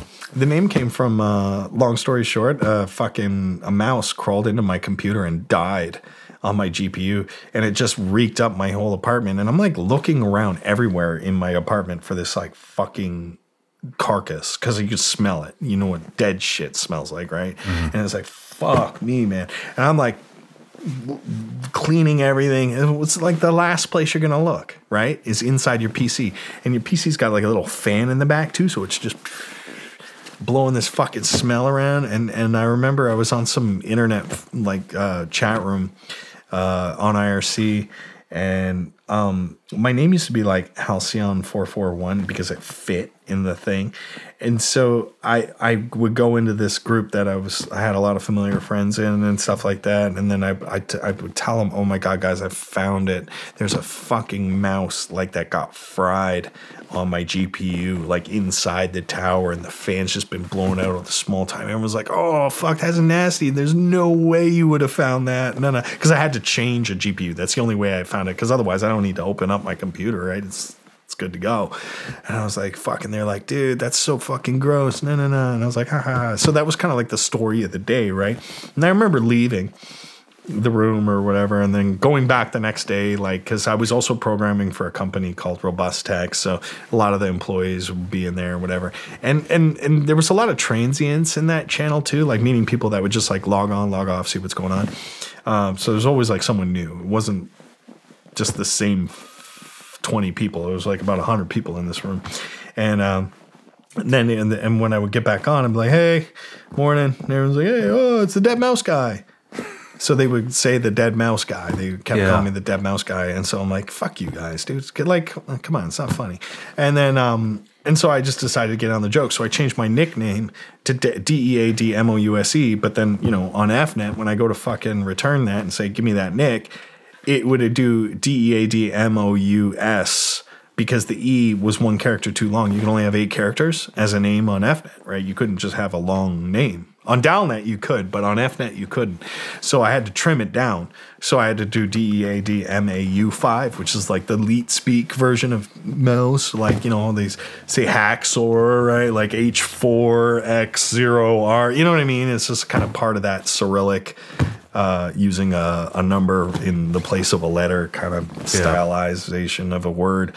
So I changed my name to like Deadmau5 with a 5, and I'm like, basically like it was they're happy now, everybody knows it's me, right? Like kind of thing. And I wasn't really actively putting out music as Deadmau5 when I did that either. And so then when it came time, before the mouse head even, to release like Faxing Berlin, and some of my first tracks that actually got picked up. I was like, I didn't have a name. And they were like, what? Is it going to be the Halcyon 4401 shit? And I was like, actually, let's just do Deadmau5. And I go, yeah, let's just do Deadmau5. Fuck it. And they were like, what? And I was like, yeah, because like, you know, like I think all good DJ names should be 2 syllables. And they're like, what are you talking about? And I go, have you ever heard a crowd go, Tiesto? No, it's always like, nah, nah, nah, nah. And I'm like, Deadmau5. And I go, okay, now imagine a whole bunch of people yelling Deadmau5 at the same time. How fucked up is that? That's pretty funny. And they were like, okay, good whatever. Call. You can pick it, man. Like, go for it. And I was like, Deadmau5. I'm doing it. Like, Jay-Z is already taken. So. When you look back at your catalog over the last, 28 years, maybe more? No, less. Which tracks of your music really, do you enjoy? Not the fans, not just you. Well, lately it would have been my Where's the Drop, because I actually wrote a symphony and nobody knows or cares. Well, sure, the fans do. They love it. But me and Gregory Reverett wrote a symphony. I've always wanted to write a symphony, and it's an 80-minute long fucking symphony. Wow. Of actual shit with and it was scored. I did the original score, and then Greg did the transcription, and then it was performed by the Finnac, which is like an 80-piece orchestra, and we did 2 shows at the Wiltern Theater in Los Angeles with 80 players. Oh man! And it's all music you probably wouldn't even know, like, or it's none of my hits really. Like maybe some abstractions on some of them, like Monophobia and Avaricia and Imaginary Friends, but they were all like super orchestrated. And because I noticed this kind of trend in EDM with the old timers. I like to say that the us of dudes that have just kind of taken their classic songs and then had them reimagined by orchestra. But then when I would listen to them, they're the same tracks, and they'd go, look, it's kick drum in it, and it's all very syncopated, and it still sounded like a dance track just with a really good string section in it. And I was like, nah, I think this needs to be like an actual fucking symphony. Like, let's write a fucking, like, I need this, you know what I mean? Like, I want to make music in the way that the fucking Prokofsky did back in fucking way back when, like, do a legitimate orchestra, no bells and whistles, no here's a symphony playing with some EDM sprinkled on top. No, fuck the EDM. Let's just make M. You know? No kidding. Yeah, it was really cool. When did you do that? 5-6 years ago? Yeah. I still have this score and everything. It's really cool. It was just like one of those things that I've done that I was like, wow, that was really cool. Like, I'm especially proud of that, and I've always wanted to do that. And it was neat hearing it, you know, being sitting there surrounded by like 80 fucking top tier fucking players play shit that you wrote. You're like, holy fuck. Very cool. Yeah, it was the coolest fucking experience. Where can I find that? It's just called Where's the Drop. You can Google it. I will. It wasn't pop. You know what I mean? But like, I didn't care. Like, it was something I wanted to do, and Tidal really helped out with that. They helped fund it, because that shit is not fucking cheap. That is way over 7 figures to pull something like that together, because you got all those players, all the composers, the conductor, John Beal, he was amazing, and yeah, it was a whole lot. We rented out East West Studios and fucking did it in their big room, you know, where they do all the major film scores and stuff like that. Oh wow, that's amazing. It was really cool. So I got to sit through and listen to that, and I was like, okay, no, that's it. Like, I'm done. I've musicked. You know, yeah, that's what I took away from that. So that would be it. Not so much me just kind of like toiling around in my own personal studio space with my computers and stuff and just kind of coming up with shit. It's fun too, but it's just not the same as working with a team of, you know, people and being respectful of that space to do it exclusively in that space, not force fucking my shit into it. You know what I mean? Like saying, here's a whole bunch of EDM. I just want you to be like an accompanying thing in the back so that I can say that I did that. You know what I mean? No, we're doing this 100% fucking traditional pen and paper fucking. That's amazing. Let's do it. Yeah, it was great. When you are making your music, do you know what's going to be a hit? I really don't. No. My biggest hit, I almost shit canned. I did there was a guy at Mousetrap that was working for us named Harvey Tabman. He was my tour manager for like a little bit. I wrote Strobe in a fucking hotel room at the Great Eastern Hotel in England. I had my computer and everything, and I just kind of did that track, and then I just basically kind of packaged it together with 5 other things that I just went, here guys, listen to these. What's the take, or what are we doing here? And I had my money on this other one or something, and Harvey's like, oh, I fucking love this one, this Strobe one. I'm like, yeah, no, I'm not doing it. Nope, I refuse. No, it's not there for me, like the sound and da-da-da. He's like, mate, you got to put it out. And I'm like, no, dude, it's not happening. He badgered me for months. And then finally, when we had to get something else out that I literally ran out of options, I just gave in. I was like, fine, Harvey. And then we put it out, and it just became my biggest fucking track. Like, short of Ghosts and Stuff, which was also written in the same hotel room, actually. No kidding. Yeah. That's why I called it Ghosts and Stuff, because allegedly that hotel's haunted, and my door kept opening. So, I arbitrarily, like, I'm like that, I Love Lamp. That's how I name tracks. You know what I mean? Like literally, if I were finishing a track right now, I'd call it Fanda. No kidding. That's it. Mm-hmm. Just done. Kick it out the door. Just, okay, there's the name. And not like named after some natural disaster or poisonous animal, which seems to be the fucking trend in EDM. What's it called? Tsunami. What's it called? Tarantula. What's it called? Viper. Like, I'm just not that pretentious, I guess. But what's it called? It's called Shitfist McGee. I don't care. Just put it out. Yeah. What's your newest Grammy nomination for? Me and Cascade for a KX5 album, Dance Album of the Year. It's pretty cool. Neat.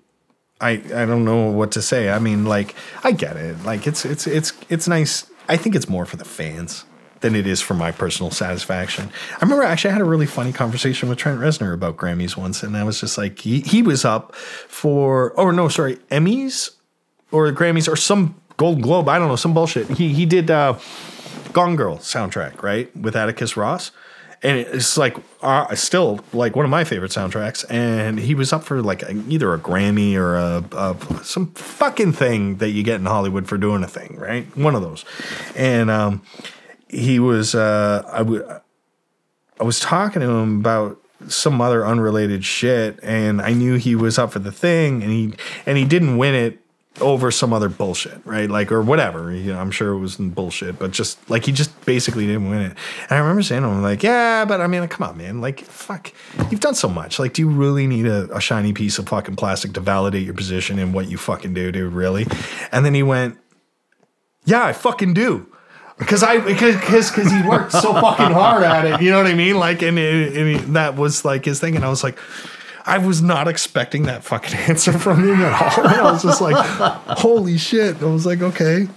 I kind of get it, because I did feel that way once or twice when maybe my 3rd or 4th nomination, and then just decided I'm not even going to show up, because it's the same batch every year, and it's the same batch this year too. Same shit. And I'm like, I think we all know how this is going to play out. So, but cool. It's good to be recognized. You know what I mean? And I feel good that, like, hey, I'm still getting nominated for these fucking things, which means I'm still doing it like kind of okay. You know what I mean? Like, I'm not like falling off and pigeonholing myself into the same sound that would just stagnate my shit back into obscurity. You know what I mean? Yeah.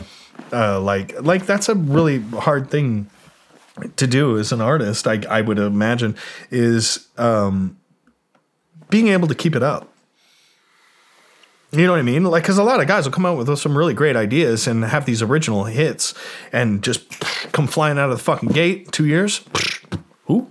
Yeah. You know what I mean? Yeah, there is a lot of that. It's not the act of making that hit. It's the act of being consistently doing things. And that's not even just music. Because I do so much other shit, even now outside of EDM, so that when my music career just decides to, I like to say I'm only ever one tweet away from ending this. It's, you know what I mean? So you got to keep that in mind. And that's not just for me. That's anybody. You know what I mean? You're only ever one tweet away from ending your fucking career. So keep your ancillary fucking ports open and your interests vested in all sorts of things. And you know what I mean? Not that I'm planning on something, but I just mean, you know, it's just I like the idea that my house can burn down and I'll be like, just move over here. You know what I mean? And then just go somewhere else. Yeah. Or do something else or whatever. I mean, you have a lot of other interests. Yeah, software, technology. I'm in the beverage space, apparently. It's fun. How did that start? Just some buddies from Toronto, local dudes. We're like, hey, we're starting a drink. You wanna invest? You know, hey, well, okay, that's not really a big ask, you know, like it's not a big, huge commitment for me other than, you know, my brands don't fuck it up, you know, I went in with them and they rocketed it. They are such businessmen. I'm not. Like I've got a brand and I've got like aesthetic and stuff like that. So I lent them that and, you know, those kind of social networking things that need to happen. But they killed it. They're distributed all over fucking Canada and the States and everywhere now. I'm like, wow, you guys are really doing this. Like, what is it? It's called Cocoa Vodka. Cocoa Vodka. Mm-hmm. It's like what it sounds like. Coconut flavor vodka. Hey, got it. Nice. Yeah. And apparently it's pretty good. I mean, I like it. Like, but like I like eating dry iced tea mix. So what does that tell you? You know, but I like a lot of people like it. So people come over, like I know, and I tend to associate myself with like I said, people that won't blow smoke up my ass because there's nothing more I can't stand than is a fucking yes person, like that just like prove me wrong, educate me, you know what I mean? Like don't just say you're wrong and then say fuck you and then walk out. I just mean like, you know, contribute and then I'll learn something and that's amazing for both of us, right? Because you get to correct a fucking dude who, you know, is that and I get to learn something, you know, and that's cool. So like again, But even when it comes to video games, like the taste of like what games you like to fucking play, you know what I mean? I like to tell someone I play fucking PUBG and they're like, dude, that game's fucking trash and you should put it. And I'm like, yeah, and then we can have a conversation, you know what I mean? So I don't surround myself with like, oh yeah, guys, you know what I mean? So and those people, like I said, I've given them this stuff and they're like, yeah, it's pretty good. Like I like it. Can you get me a case? And I'm like, okay. So they're doing it right. When did that start? 3 years ago. Oh, right on. Yeah. So they've been at it. Like their definition of they can peel oranges in their fucking pockets. They're like grinders, dude. Yeah, they're out there. But that's cool. Man, I got to tell you, that's refreshing to hear that you don't surround yourself with a bunch of yes men. I mean, I feel like lot of people do. Some people, that's the validation they need. I don't know. I think everybody just wants. You appreciate that. You appreciate somebody calling you out. No, well, within reason, if it has substance, you know what I mean. If it can be empirically backed up, you know what I mean. Like I said, like I love criticism too, but I don't love you suck. You like constructive criticism. Constructive, but not even constructive. Like I'm saying, hey, I need a fucking 20-page essay, and then I'll take you seriously. No, I just need a point. You know what I mean? Like something like empirical. I'm very empirical based. You know, in terms of like. I don't know. You say that, but why would you say that? You know what I mean? Because there's a lot of like, and maybe I'm kind of crusading in such a way that's like there's a lot of tutorials on like YouTube and stuff like that for dudes that like, you know, kind of poise themselves as professionals and maybe by qualification that says, I once got paid for this, therefore I'm a professional, or I don't know where we draw that line nowadays with a lot of this kind of noise that you see on social media of I'm this guy, I do this. And I'm not saying I need to see your credentials before I take your fucking opinion, because you don't, like, you could be smart without having done anything. And a lot of people are like that, but there's a lot of tutorial stuff where people are then kind of enforcing that education on other people, and they're like, basically, I don't know what this does, but you should do it. Yeah.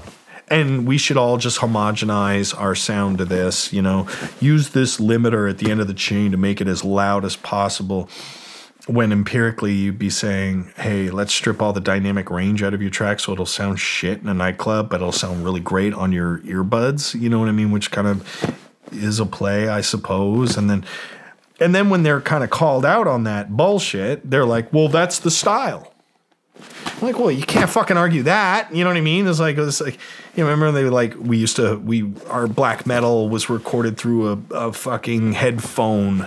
You know what I mean? And it was done stylistically that, of course, it's empirically wrong. You know what I mean? But then they like to hide behind this art wall. Gotcha. To hide their ignorance. Yeah. You know what I mean? So, like, that I don't like. Those are the kind of arguments I knew. Is hiding behind art, you know, hiding ignorance behind art. I hate that. Because there's such a shield you can fucking throw up in front of anything these days, you know what I mean? That could just invalidate anyone's justified opinion over yours. Yeah. You know what I mean? So it's like saying 1 + 1 is 3. What are some things that you struggle with that bother you? Ooh.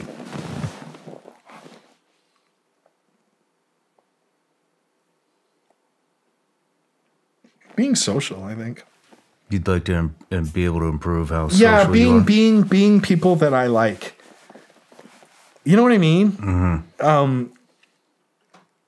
Like I said, I mean, I don't know. Like, I mean, I've known Tommy for like 20 fucking years. You know what I mean? And I still feel like maybe there's like just some shit about him that isn't what I would want. You know what I mean? Like to be like or something like that, but I've just never seen it. You know what I mean? But like I struggle to kind of be a person that I respect. You know what I mean? Because it's hard not being myself, which is this kind of like abrasive dude sometimes. You know what I mean? Like in situations, you know what I mean? It's like I can make a conscious effort not to be a dick to someone I think I should be a dick to. You know what I mean? Like I can behave like that. That's fine. But I sometimes can't. I don't know if that makes any sense. I can't. Everybody wants to be liked, I guess. You know what I mean? To a degree. Or, you know, I don't think anyone really wants to be hated or villainized or whatever. Nobody probably gets any satisfaction out of that. If they say they do, it's just because they've just gone so far down that fucking road. That's all they know. And they're like, okay, I think I like this. And this, I'm a bad guy. Look at me. I'm going to go to Mars. You know, like whatever. But like, it's just really hard to constantly put myself in a headspace where I should be like someone I respect when I'm dealing with an unknown person. You know what I mean? That's tough. It's hard not to be yourself. Yeah.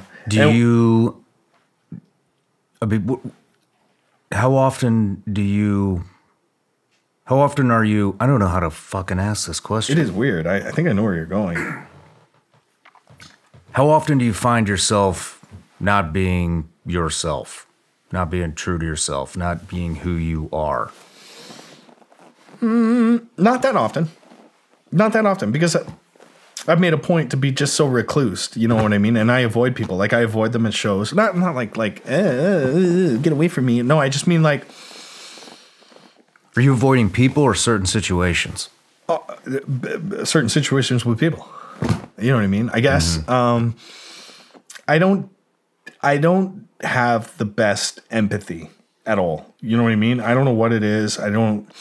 I can admit that, you know what I mean? It's just a lot of people are like just like totally virtue signaling on how they feel for everybody and this and that. And oh, this is why I'm so nice, is because I understand this. Sometimes I just don't get people at all. I don't feel that same kind of like bummed outness that you would feel if your cat died. You know what I mean? I can relate, but I can't be as sad as you and fully understand you. And that's why we wouldn't get along at that time. You know what I mean? Yeah. I do. That's weird. You don't take you don't take on the baggage that other people have. And it's not because I can't. I'm not emotionally equipped to deal with it. I just mean that, like, yeah, this is really deep. Because I've never really thought about that much to prove my fucking point. But yeah, I don't really empathize as much as people would want you to. I'm not saying I'm like totally devoid of empathy. I don't know. I've been in relationships, and I've been through, you know, family tragedies and stuff like that. And I've always felt like I was the guy who gave the least amount of fucks. You know what I mean? Like, but I mean, the least amount of fucks, not like in the world. Like I'm like cheering that on. I get what you're saying, man. You know what I mean? You're saying you feel guilty because you don't feel guilty. And then they're like, well, that's kind of a form of empathy too. But yeah, but it's different. You know what I mean? I do. Because I remember getting called out for that once.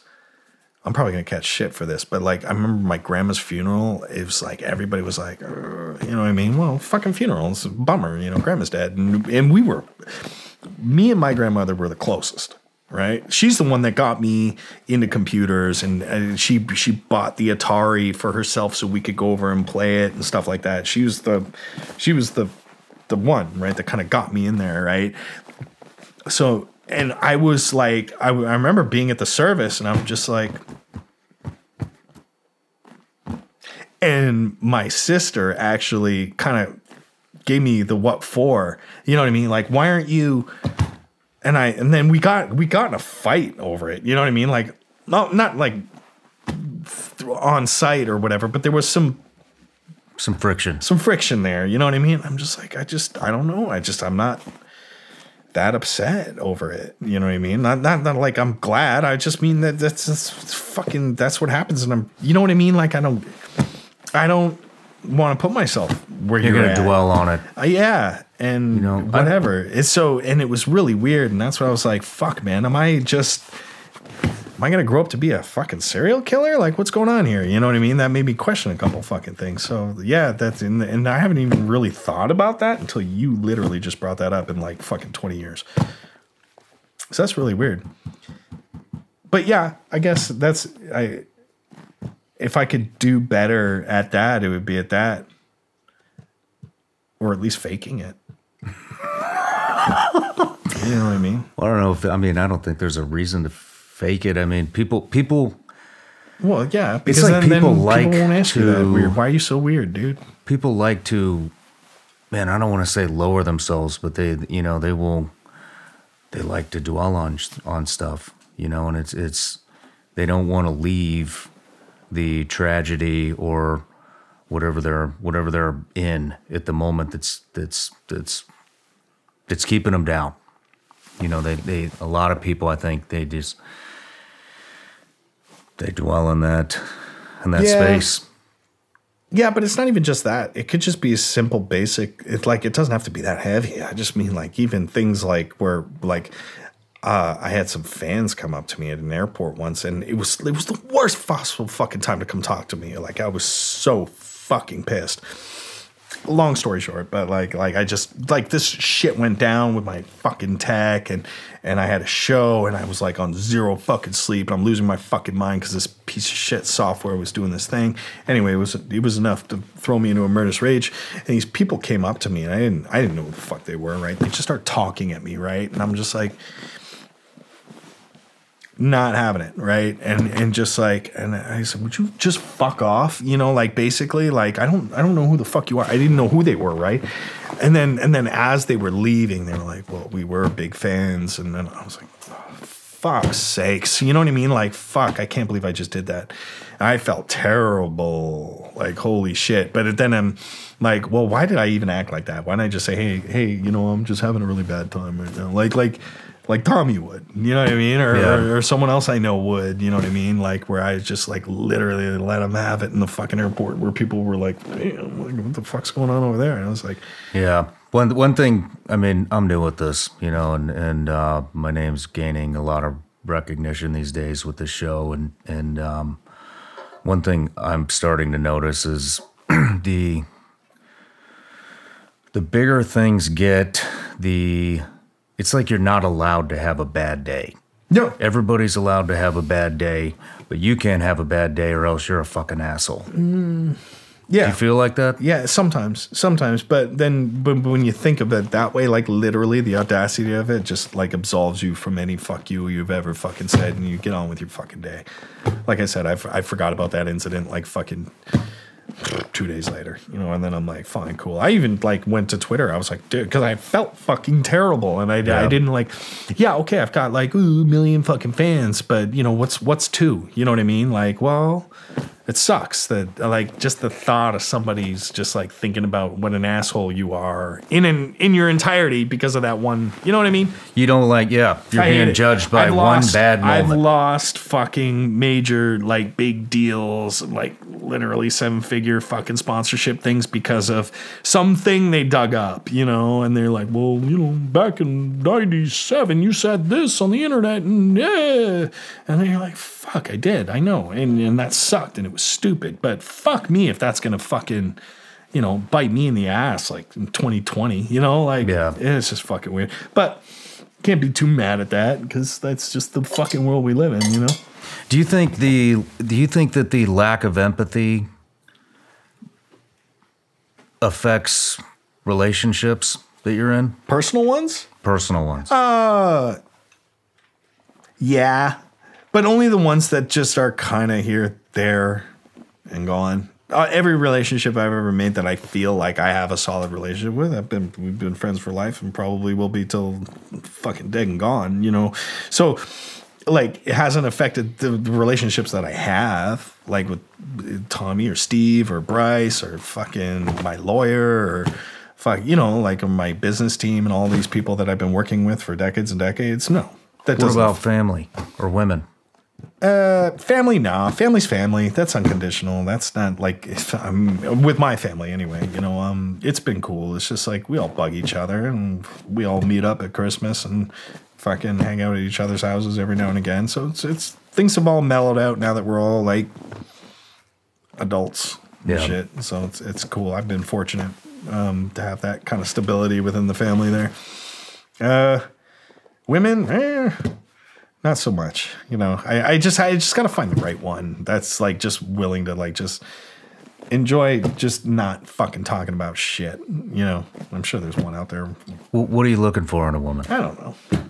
You do. I'm not looking for a woman. You know what I mean? I'm looking to like figure out what I'm fucking doing this week. You know. Like honestly, like I'm kind of over relationships. Because I don't have that capacity to be the 50-50 kind of fucking thing, you know what I mean? Because it's like, I used to always wonder, why do actors always date actors? Why do musicians always date musicians? And I'm like, I kind of got that now. Not that I want to date an actor or a fucking musician. Been there, done that. Fuck, no thanks. It's just crazy. I don't know. Yeah. I think maybe as I get older and wiser, I'll calm down and get a more solid routine. Like some dudes are great fucking at that shit. Like Cascade, fucking amazing. He's got a wife and 3 daughters and he tours like a motherfucker. And he just makes it work because he's just a zen fucking cow in fucking India, you know? Like he just goes with it.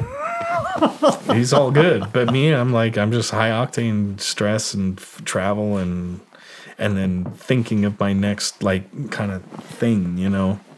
When we talk about kind of I want to ask you how you handled the come up when it comes to fame. How have you dealt with that? Like I said, I've always felt it's like it's weird. Like I was feel really real? off put by somebody coming up with me and asking for an autograph, not because it was inconvenient to me, because I can't relate.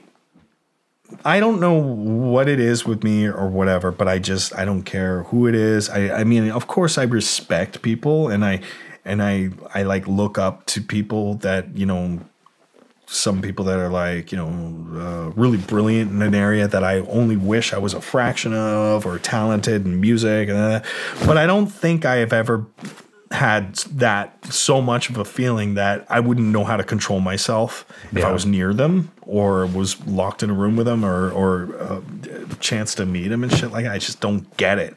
And I think maybe that's the same part of your brain that the empathy thing. I don't fucking know, but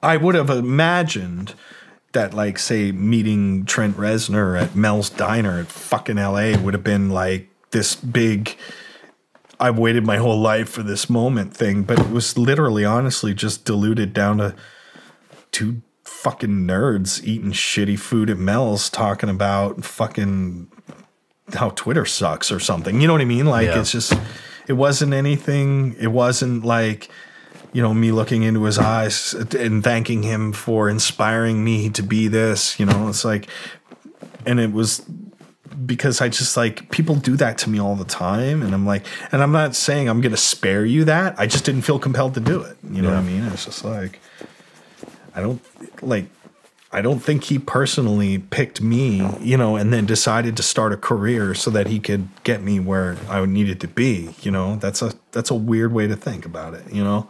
Yeah. Because that's how I would imagine it would make him feel if I said that. You know what I mean? And it's almost the way, but you can't be rude. You can't tear people down by saying nothing to like I do meet and greets. Like I can perform like socially with people. Like I can deal with a fan. That's fine. You know, in the right setting, of course. Not when I got my dick in my hands at the fucking urinal and a dude comes up beside you and is like, "Hey bro, I really like your fucking music," and then you turn around and go, "What?" You know, like that's fucked up. Like there have been some weird shit things like that. But in the right setting, at the right fucking time, read the fucking room, you know, and I'm approached and someone's, "Hey man, you know, I'm a really big fan, you know, I do this because of you," you know, and I'm like, that's heavier than you know. You know what I mean? To put on somebody. You know what I mean? I'm not saying I'm gonna yell at them. I just go, "Oh, cool, man, good. Well, you know, best of luck. Just don't go getting better than me." Or, you know what I mean? You're like, whatever, you know. You play it off, but like I truly don't know how to respond to I do this because of you. Yeah. You know what I mean? I don't know how to deal with that. I'm not saying nobody should. I do not. I am not emotionally equipped to deal with like praise or anything like that. Like I've done some supernatural thing that you can't do. You know what I mean? Because I'm not. You could totally do this. Anyone could do it. It's just I am that fucking weird anomaly that did, you know, like, and lucked out somehow. You didn't quit. Didn't quit, yeah. But by that logic, too, if you're saying, well, if everybody fucking, why aren't we all, you know, like fucking big EDM mouse head wearing DJs? Well, I mean, everybody's got a gift. You know, do you believe that? I do 110%. I really? believe that. I believe everybody has something that they're good at, but I think that, you know, I think it takes drive and dedication and time to develop it, and most people don't. They're not willing to put forth the effort. Half of them never even fucking discover their gift. Then when it's given to them and they do discover it, they're too fucking lazy to develop it. Okay, well that's fair. That's kind of like Schrodinger's gift, though. You know what I mean? Yeah. Yeah. So I guess that's 50-50 on the argument that everybody is. I mean, and then there's the risk too. You know, there's the risk. They're not going to take a lot of people aren't going to take the risk. I mean, that's just entrepreneurship 101, right? If you're not going to take the risk, then you're not going to get the reward. Oh, yeah. No, I mean, my risk was quitting at SIT. Holy shit. I quit a full-time fucking job with, pretty decent benefits and stuff to just say, fuck it, I'm going to do music. Nobody does that, man. Nobody does that. Well, very rarely. And when they do, it's not every one of those is going to come out. You know what I mean? Like, that's why it's a risk. Yeah. Fuck, that's what I just don't know what to say when anyone's like, "What advice can you give me?" As I'm just starting my journey. What advice would you give me? I'm like, dude, I do not want to lead you down. Yeah. The path to glory or the rest of your nightmarish life. Like I don't know, dude. Like that's like again, that's so heavy too. Is that I get the lightness of the question. Hey, if you had one piece of advice to give a musician, what would it be? I'm like, dude, this is dangerous. You know what I mean? Like, fuck, man, quit your job and do it full time. You know what I mean? But then, I mean, it's a lot of the advice, that I think people just don't. Some of it's so simple. The advice to success can be so fucking simple. It's shit like trust your gut, man. Fuck what everybody else is saying. Do what you want to do. Do what you believe is the right thing. Get a good lawyer. Nobody does it. Yeah. Nobody does it. But on that note, let's take a quick break. When we come back, we'll start digging into what you're doing now with your new companies. I've spent more time than I would like to admit researching, testing, trying to find the perfect mattress that's going to give me a good night's sleep. And it basically got to the point where I just gave up. I suffer from chronic back pain. It comes from 14 years of combat operations as a Navy SEAL and a CIA contractor. My back's just shot. No matter what mattress I use, I wake up, I can't move. Takes me about 45 minutes just to loosen up, to bend over, to put my shoes on, to get out the door. And then a friend of mine, told me about Helix mattresses. So I went to the website. Turns out they got a quiz you take. You take the quiz, and then they make a recommendation out of the 20 mattresses they have in stock. Mine was the Midnight Luxe, and bam, had it shipped right to my house. Very skeptical, by the way, but slept on it first night. Slept like a baby. Complete game changer. Another thing I like about Helix mattresses is they have the enhanced cooling feature that keeps you from overheating.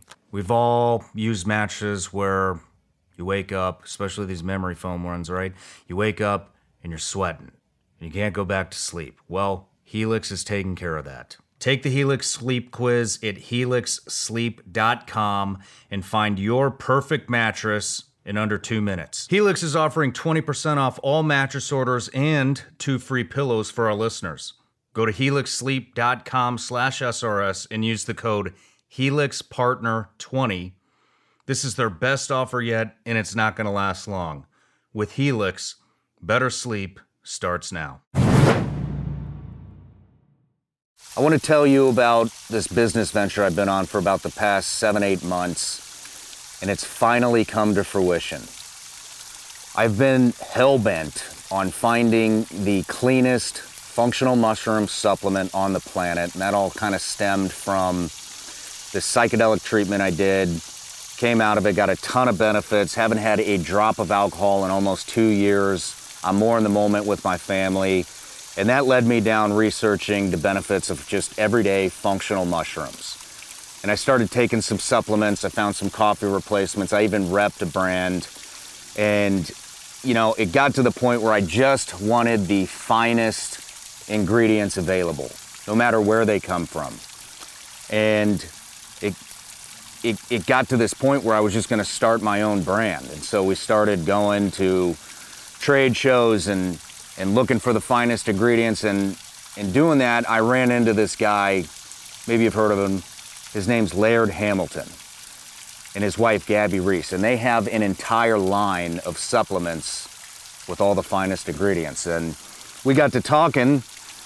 Turns out they have the perfect functional mushroom supplement. It's actually called Performance Mushrooms. And this has everything. It's USDA organic. It's got chaga, cordyceps, lion's mane, maitake. This stuff is amazing for energy balance, for cognition. Look, just being honest, see a lot of people taking care of their bodies. I do not see a lot of people taking care of their brain. This is the product, guys. And so we got to talking, and our values seemed very aligned. We're both into the functional mushrooms. And after a lot of back and forth, I am now a shareholder in the company. I have a small amount of ownership, and I'm just really proud to be repping and be a part of the company that's making the best functional mushroom supplement on the planet. You can get this stuff at layeredsuperfoods.com.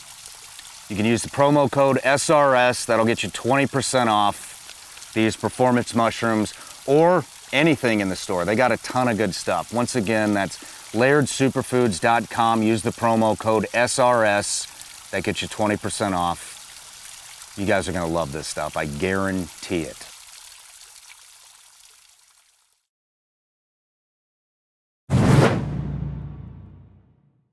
All right, Joel, we're back from the break. You're so much chipper after I've had a cigarette. Yeah. And we're getting ready to dive into some of the new ventures that you're going in outside of music. But you have a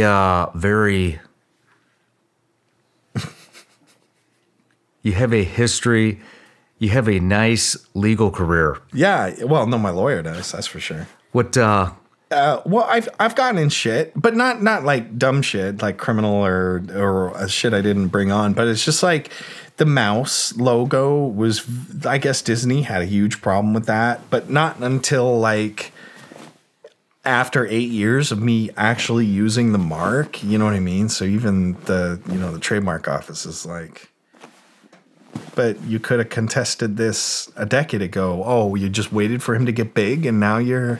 Mm-hmm. Now you're scared, you know what I mean? But I mean, we're also talking about a company that's been known to sue daycares for painting their shit on their wall. You know what I mean? So, I mean, I'm all for that go get 'em, fuck you, don't touch my brand attitude, but that was a bit excessive. Their big point, their problem was basically confusion. They didn't want people confusing me for Mickey Mouse. That was their biggest home run. You know, that was the. You know, we don't want people thinking you're Mickey Mouse, and you don't want people thinking Mickey Mouse is you. And basically it's like just common sense. Like, I don't think my fans confuse my brand for yours. I don't think so. I don't think so. We have to prove that. So we had to do, like, literally, they went out and did, like, kind of like surveys and stuff like that. Like kind of almost man on the street sort of, do you know who this is? And they're like, well, either yeah or no. You know what I mean? And then, like, do you know who this is? You know what I mean? They're like, yeah. And they had to use that as part of the discovery process for this 7-year-long fucking battle. That was 7 years? Something like that, yeah. I mean, what's it like when you get what'd you get, a cease and desist? Well, kinda. They every, I think it's like 5 years or so. I don't actually know. I should know this. I'm really, my lawyer's going to kill me for not knowing this, because she makes it a point to educate me on IP law and all this stuff, and I actually do know a lot about it. But just this one particular thing is that you need to register and re-register your marks every period or something like that. So basically, Disney, McDonald's, whoever, right? Their registration like expires after a certain amount, but they've got someone already ahead of that. You know what I mean? So that just, it's literally rolls over and everything's smooth and all the correct things are filed to the UPSTO or whatever, or USPTO. And I guess someone fell asleep at the wheel of contesting it when I renewed mine, right? And then Disney kind of tried to proactively stop me from doing that. But all the while, Disney, being as huge as they are, more lawyers than animators, you know what I mean? They were also asked. There were certain parts of Disney asking me to do things with Disney while this other part of Disney was preventing me from, well, trying to stop me from using my mark. So they're like, no, true story. And this is kind of like how we got out of it to some degree, was that they wanted me to score the new Fantasia, and then they wanted me to stop being Deadmau5. Interesting. Pick one, guys. You know what I mean? It was really weird, and it was it made some textbooks over like a copyright law and stuff like that. So while they're trying to shut down Deadmau5, they're also using Deadmau5 music in some of their stuff without even licensing it from me. Are you serious? Swear to God, it was a thing, and so we had to put a C&D back on Disney too. So all these little footnotes came up in the fucking thing, and I'm like, I can't believe this is so expensive. Like, because it is to perpetuate it, to keep it going, just to keep you got to pay lawyers. The Disney lawyers aren't working for free, and my lawyer's not working for free. So this whole thing is just, they won. They won? The lawyers won. Yeah. You know what I mean? That's how it always goes, yeah, right? And we, as far as I'm allowed to say, have reached an amicable agreement where we can coexist. You know, that just, I think, like, me and Eisner should have just duked it out in a room, you know, but it didn't happen. Hey, I mean... But I really remember, I was playing, I think it was Orlando, where I had to play I think it was a Hard Rock or something like that, but it was on Disney property. And this is like right in the heat of this fucking like lawsuit, right? That's all over the fucking place. And they're like, yeah, so you're playing Disney basically, you know, because this venue is like inside Disney World or whatever. I'm like, dude, I don't know, man. This sounds pretty sketch. Because, like, I'm going to, like, what are they going to, like, walk me in the dark room, and then, you know, Goofy's going to come out with a fucking bat, and, you know, like, I don't know, man. Like, how's this going to end? And it was just so weird. I wonder if I'm on a list. I went to Disneyland when I was, like, a little kid, like, with the family for, like, a little trip thing, but I've never been since. But I heard it's pretty cool, and I want to go just to see. Just to see what happens? See if you made the list? Yeah, so the Disney thing was cool. And I've been in court with Cheer Bear from the Care Bears for probably another 7 or 8 years. What? Yeah, for yeah. What? Man. No, cartoon characters only, man. Yeah, I've only ever been in court with cartoon characters. 3 of them: Mickey Mouse, and Cheer Bear, and a cartoon cat named Meowingtons. Hold on, what's the Care Bear one about? Hey, you like that one, eh? Yeah. So when I first started publishing my music, immediately after the BSOD stuff, right? So the like Faxing Berlin, like that old stuff. I signed to this record label called Play Records in Toronto, but like I didn't have a lawyer, I didn't have anything, and I was just kind of basically like kind of hauled into a kitchen, basically, and say, oh, just sign this, and I'll be your manager, and no. I'm like, you know what? They're paying my rent. All right, sign this bullshit. Go start putting music out, and then I outgrew them. You know what I mean? I outgrew the label. And it wasn't like, there was nothing nefarious or there was no friction between us towards that part, because it was just so common sense, so obvious, right? Like I have the potential to do so much business, I think, with the Mouse brand now, that you can't handle it. You're just this like the literal basement label that like you won't be able to book me gigs. You won't be able to like, you know, keep up with distribution and all this stuff. And it's just like, you're just not competent enough to handle that. So I'm going to go and sign with a new label out in the UK, right? Which I think was Club Class at the time, and who was my manager still to this day, Dean Wilson. And I had a conversation I'll never forget with this lady. Oh, so the lady, she was the voice of Cheer Bear from the Care Bears, and her husband basically kind of had a lot to do with Nelvana, the studio that did like Ewoks, the cartoon, and Star Wars, and Rock and Rule, and those old vintage cartoons from Canada. You probably don't even know them, but it was a thing, and it was kind of a big deal. And so they made a lot of money doing that, and she was kind of like a trophy wife that was like in the basement. Yeah, run a record label. You know, so that's how it came to be, right? And so again, like I said, it got to this point where I was like, I'm going to go do this. And she got really mad at that. Like, cause I'm just like, look, it's just, I don't hate you. And this isn't anything personal. It's just like, honestly, like I will starve in this little pond. I need to go and fucking explore some other shit. And she just got fucking nasty. She was just like, well, and my favorite quote from her, you go do whatever you want. And I'm like, okay, sweet, thanks.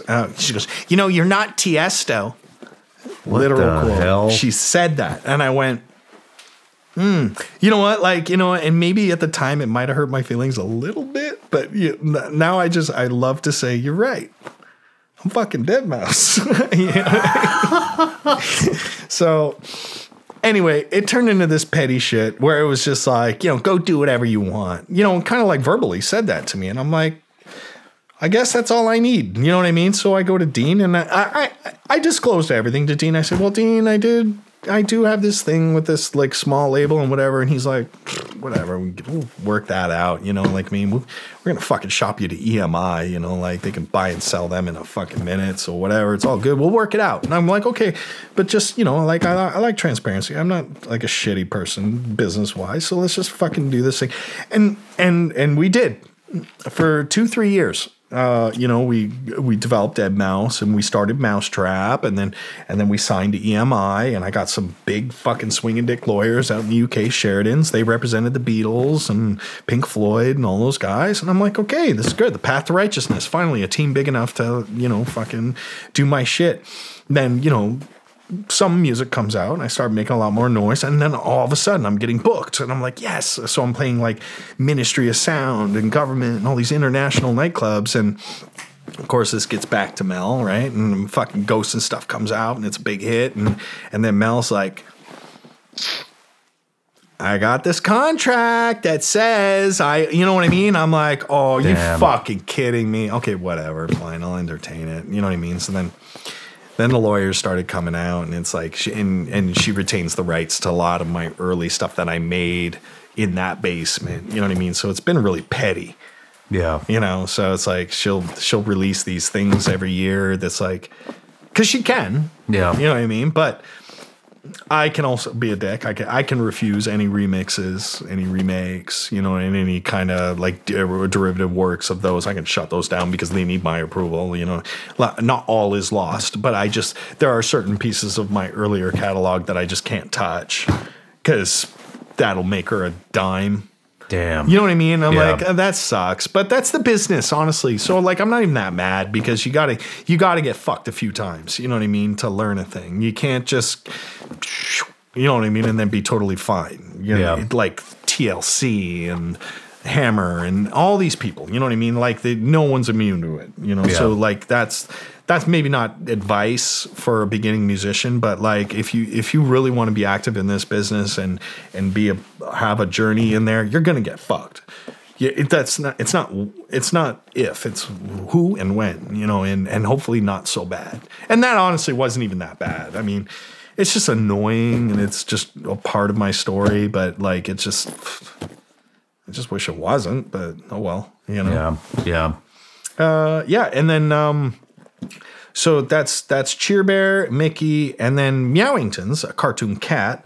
I had a cat named Meowingtons who just recently passed away, lived to be about 16, and that cat I bought like I adopted him from the Humane Society in Toronto, and it's just been my bro. You know what I mean? Like my sanity from the very start. Like 16 years, you know what I mean? Oh, wow. So this cat's seen some shit, But of course he doesn't travel with me. He just kind of hangs out the house. But he's just a little, the little floor duster that comes and greets me when I get home. And you know what I mean? He's like my bro, so I love that cat. And so like I'd share a lot of that cat's like kind of stuff with everybody. And it's like the cat had fans, right? So Meowingtons was like a big part of my brand. Like I put them on album covers and we made Meowingtons merch and stuff for kids and stuff like that and cat toys and all this dumb shit, right? And it was just like Meowingtons was part of Deadmau5. It's just like Deadmau5 and Meowingtons, It's like, of course I know his cat. You know what I mean? So because I really like advocated the cat. And he was just part of the crew. So there was a cat toy company named Meowingtons. Like, that just kind of came out of nowhere and then said, nope, not happening. You gotta cut out all your Meowingtons. I can't even remember what their claim was or something like that. I think it was probably like a copyright thing. But I mean, I had all the marks. I owned, all the Meowingtons stuff, and you could have contested this, and it was some startup cat toy fucking bullshit in Toronto. And my lawyer, God bless her, she is a fucking genius. So this Meowingtons company was from Toronto, which I thought, funny that. You know what I mean? Like, okay, so they're neighbors. I got deposed. That's how stupid that was.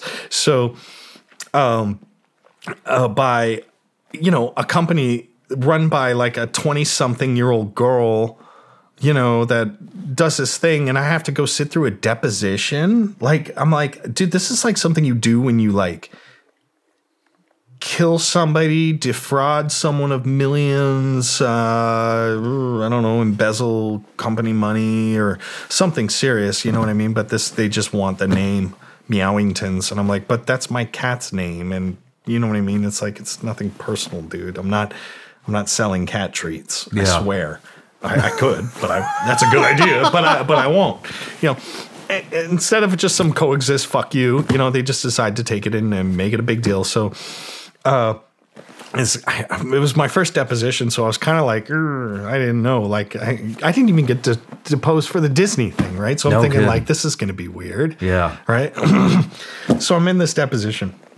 And my fucking lawyer's here, and then their lawyer is doing the fucking asking me all these goddamn fucking questions, right? Like not like you, but like, I mean, just like asking me my life story, right? Yeah. And he's like, and he's like, so when did you start making music? And I'm like, oh, blah, blah, blah. And I'm just like spilling my guts, right? Like, I'm just telling the facts, right? And then we get a timeout, go into this other room, right? And then my lawyer's assistant is yelling at me. She goes, why are you blabbing? Why are you talking so much? I'm like, fucking, because I didn't do anything wrong. You know what I mean? Like, I'm like, whatever. You just asking these stuff. She goes, okay, well, you just got to be. I'm like, all right, whatever. Get back into the deposition. I'm sitting down, and then he's like, it started getting weird. He goes, did you in fact date Kat Von D? And I'm like,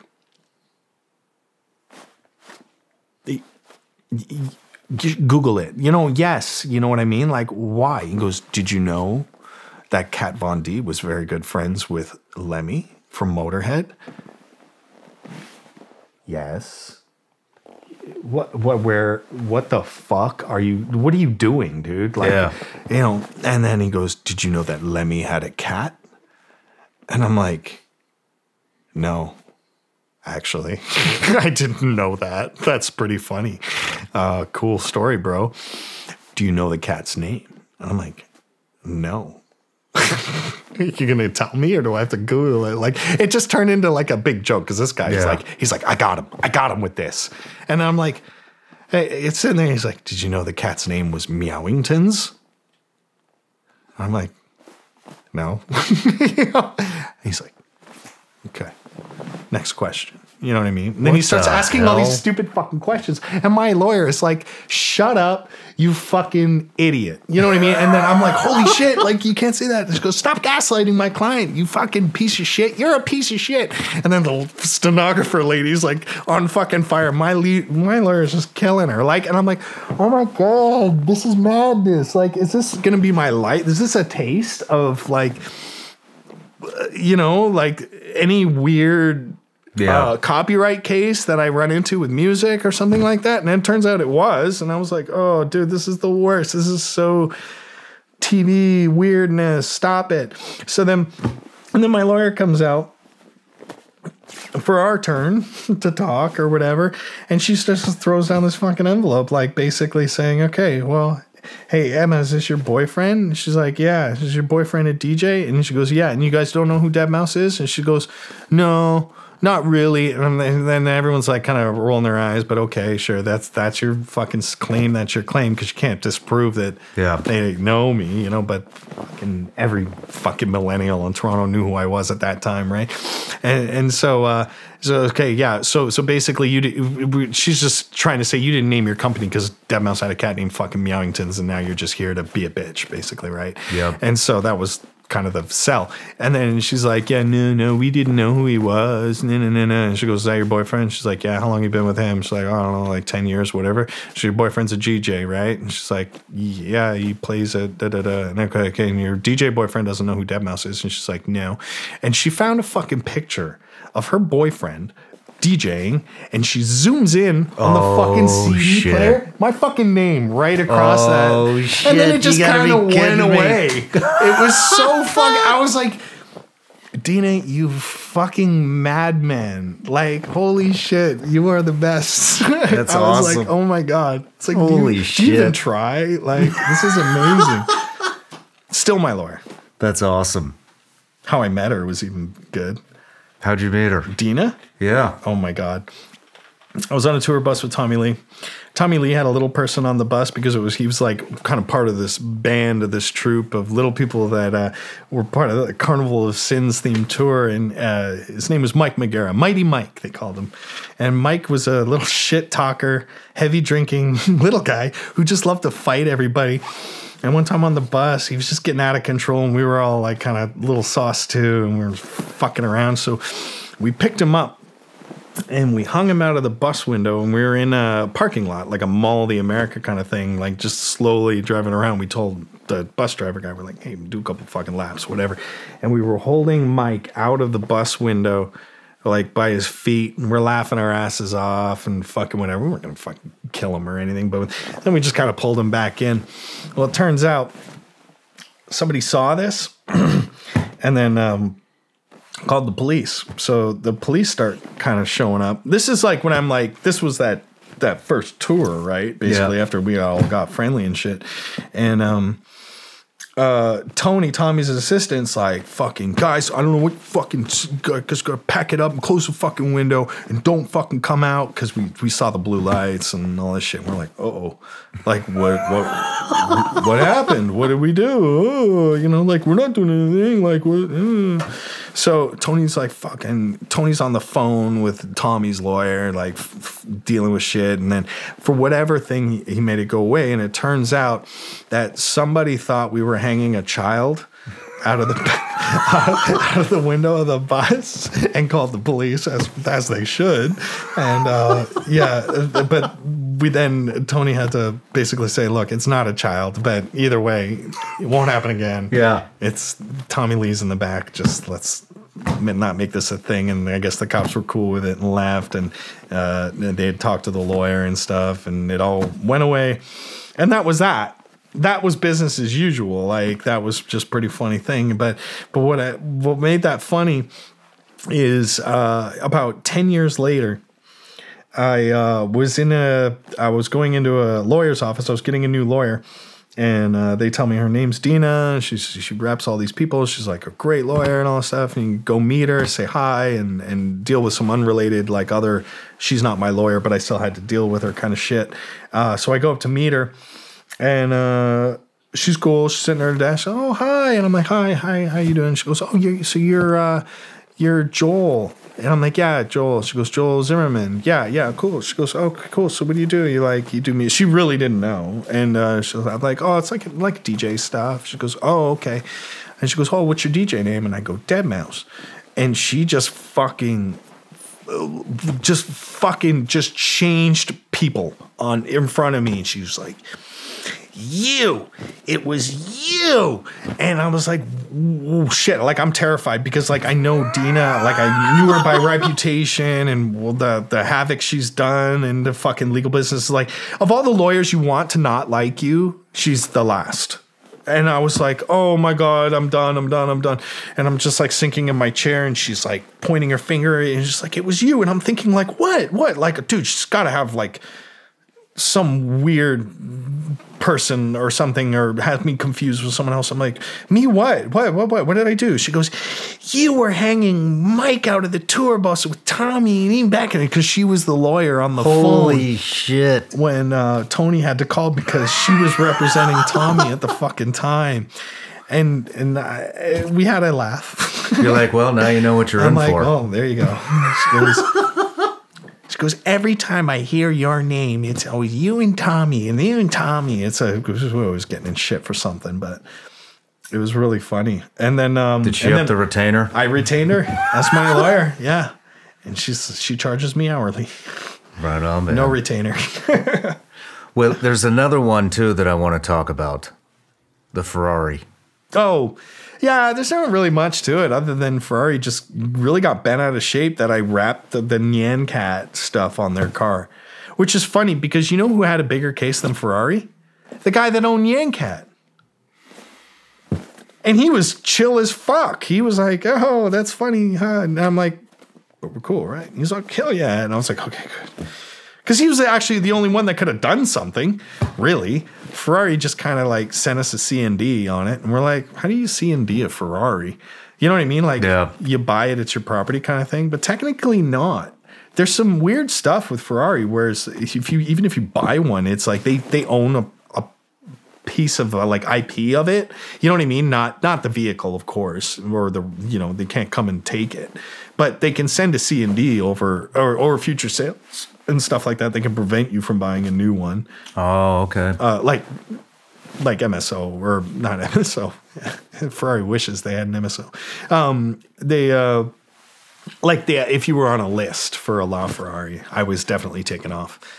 So that was part of it, and it was just kind of like a dramatic thing because they sued an Italian company called Pirosani, or I'm butchering this. Sangu? I don't know. What means pure blood in Italian, right? Okay. So that Ferrari was making a car called that, whatever it is, and there was a charity that was donated blood by the same name, and they sued the charity. Oh man. Yeah, because they wanted to name their fucking car that. Damn. Yeah. So then I switched over to McLaren, and they were way more fun. But wait, wasn't there a Lambo? Didn't a Lambo get Lambo involved came in. at some Lambo was point? like, oh, get a Hurricane. You can do whatever you want to it. And I was like, okay. So I kind of bought it as a punchline. And I wanted to try it out anyway because it was the new shit hot Lambo, right? But I just couldn't get behind it because it was like 4-wheel drive. I mean, it got off the line quick, but I like to get off the line sideways. You know what I mean? I'm not like A to B, ooh, because you get a Bugatti for that. Like if you like driving fast in a straight line. But I don't. I like to get all squirrely and weird. Yeah. And you just can't do that with 4-wheel drive, really. And you couldn't disengage it. You couldn't shut it off. It's all just part of it. So I was like, yeah, I mean, it's a fun, loud car, but... Did you do an Uber? In a McLaren, yeah, 650. What the hell? Like, where did that come from? I just thought it'd be really cool. Like, because I was a fan of Uber, and I was kind of friends with one of the guys that like founded the company and stuff. And I go, you know what's really funny? Every time, because they drive their own cars, right? And he's like, yeah, you can drive whatever you want. It doesn't matter. And I was like, oh, cool. And I'm like, well, how come nobody Ubers like a really cool car, like a fucking Maybach or something, or a Ferrari or whatever? And he's like, well, they could. And I was like, I should do that. And he was like, can we film it? And I was like, yeah, sure. So I was like, it's like be an Uber for a day. Well, let's get into some of the stuff that you're doing today. Oh yeah, I'm doing a lot of like. Okay, so there's I'm really big with like GPU tech, which is like basically everything that kind of runs on a GPU, but just not AI. That's the one thing I've never really gravitated towards because I don't think I could understand it ever fully, like programmatically and stuff like that. It's just like if I were to, I know I would deep dive on that, and that would consume a couple years. So I had a couple years. It was our blessed year of 2020, 2021, so 2 years, no shows. All right.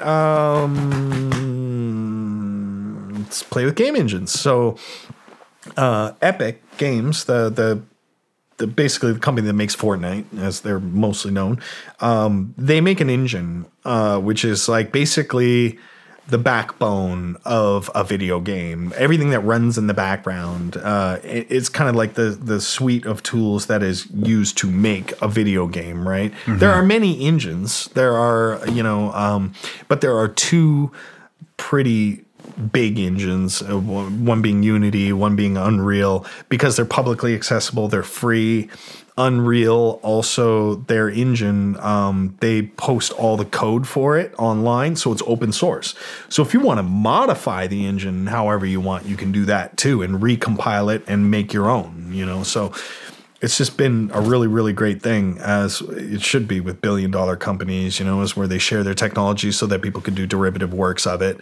Albeit you got to pay a license once your shit gets selling, and they have a thing where it's like, oh, I'm not sure how accurate it is now, but it's probably very similar. It's like you can use our engine as long as you do under $1 million of sales. So if I sell 800,000 copies of my $1 video game, I made $800,000.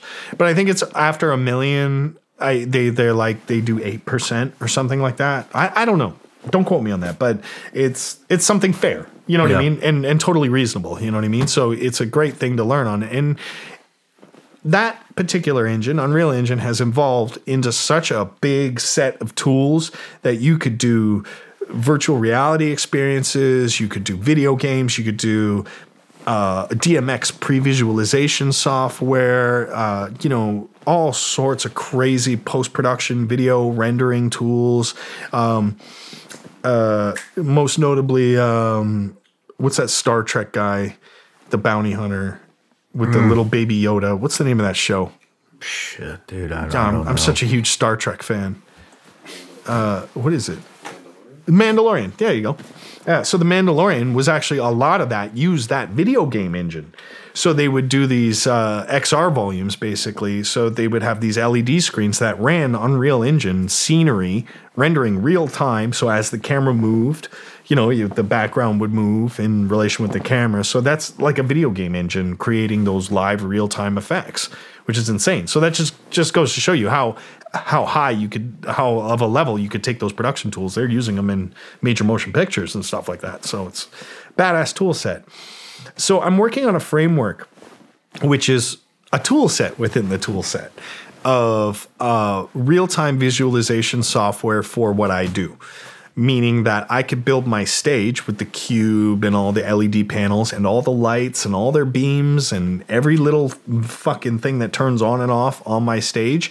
I can build it in an environment that you can walk around, look at, play with, and see. And I can previs my show, because the other alternative, the reason I do that is because I have to go rent a warehouse, 20,000 square feet, that has 700 amps.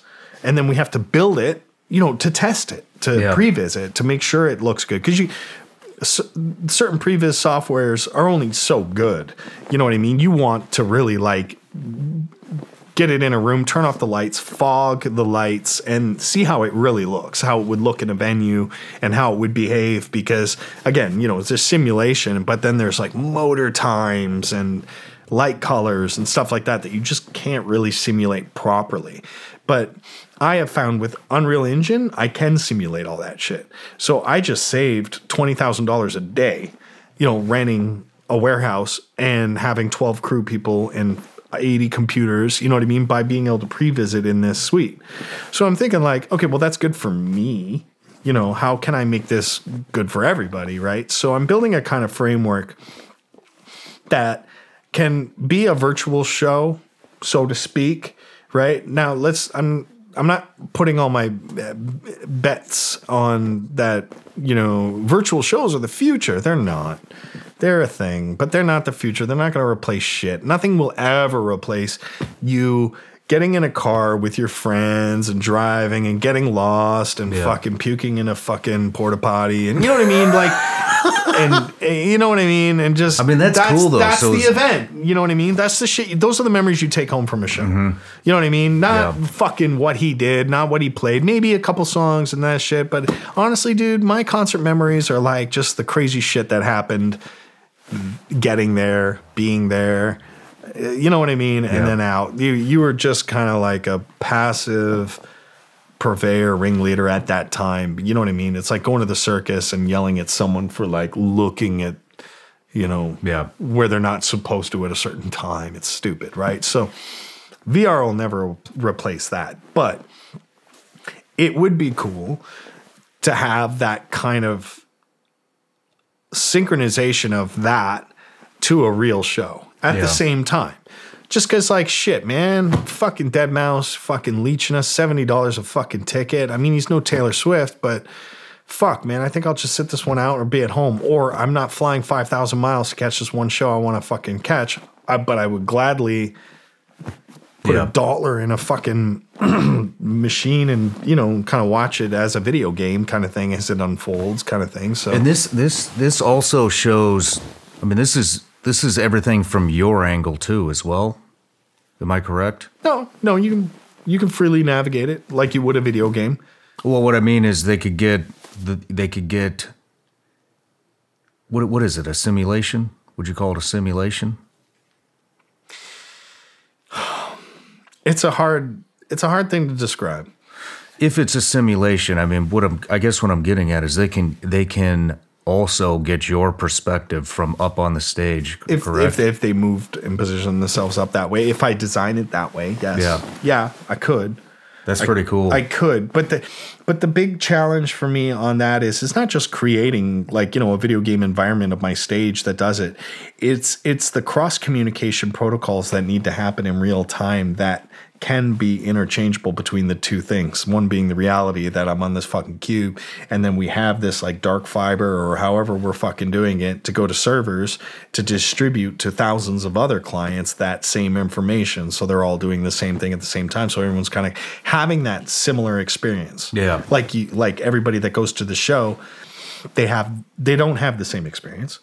Even though they're all at the same venue, no, you can't possibly have the same experience as someone else. Someone loves it, someone hates it, someone's fucking, you know what I mean? Like, it's just whatever. But there are shared points of, you know, information that come from the stage to the crowd that can be assimilated out to a video game type engine. How close is this to being? Is it ready? No, not even fucking close. It's because it's just me.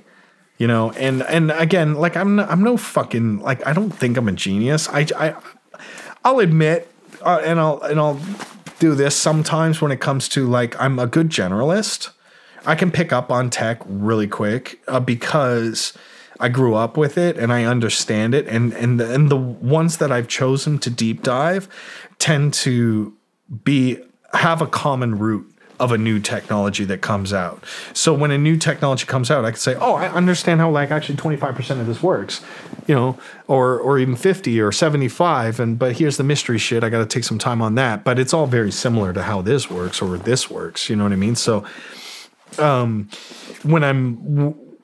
of course, when I've been learning to make music and software and stuff like that, I didn't know shit about, like, stage lighting and design and all that stuff too. But as soon as I got put in that environment, when it came time to, like, when I got big enough, I could start, like, you know, taking time with the FOH guys to say, this is how the show's going to look. Oh, you guys are using computers. Okay, that's a start. I know how a computer works. Let's start from there. Okay. Oh, this is just like MIDI data. Oh, okay, because MIDI is, you know, this protocol that was invented. Well, it's a deeper story than this. MIDI nerd's going to be. Well, actually, let's just say MIDI was invented for, like, you know, music for a computer to talk to a music instrument, right?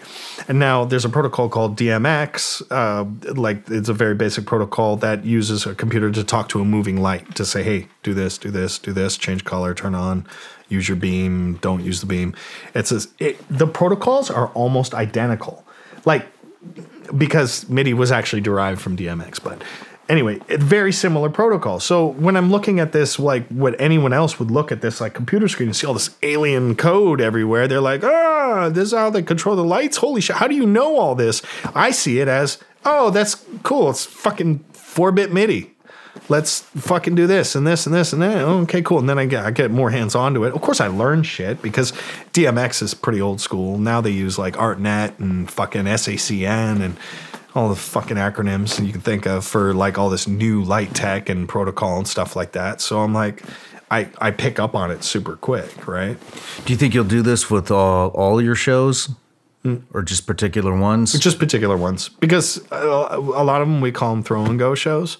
Whereas like I'll show up to a venue and it's just like, it's their festival, it's their production, Gotcha. Everything's already done. I just have to bring what little gear I need on, just what I use.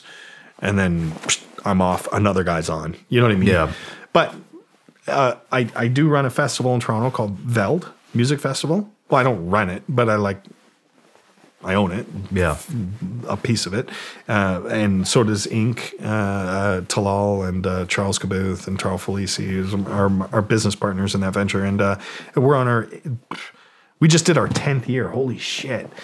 So every year we go to Downsview and book all these festivals and stuff, or these festival acts like, Martin Garrix and DJ so-and-so and this and that. And sometimes I'll play it sometimes for funsies.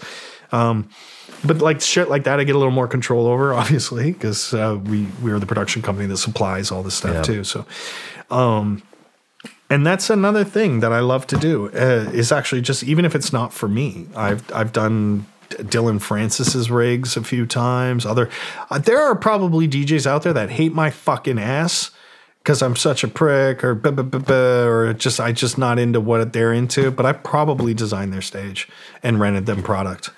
So but that's cool. That's just business. They don't need to know it's Deadmau5's company, so I won't tell you the name. But I do own a large production company in Chicago where we supply a lot of LED products, stage design, lights, all that shit for big festivals and solo acts and stuff like that. We ran our shit out to like Motley Crue, the fucking Dolphins, the fucking oh man, all the kinds Goo of Goo different. Dolls. We did them recently. No shit. Yeah. It's everywhere. Yeah. Because actually how it started was I actually ended up realizing it was cheaper to buy some of the stage backline that we were using on like my first couple of tours than it was to rent from VER or PRG or any of those other companies. So I just kept accumulating all this really like good staging equipment. And then when the tour was over, we're like, wow, we should start a company and rent this shit out like they do.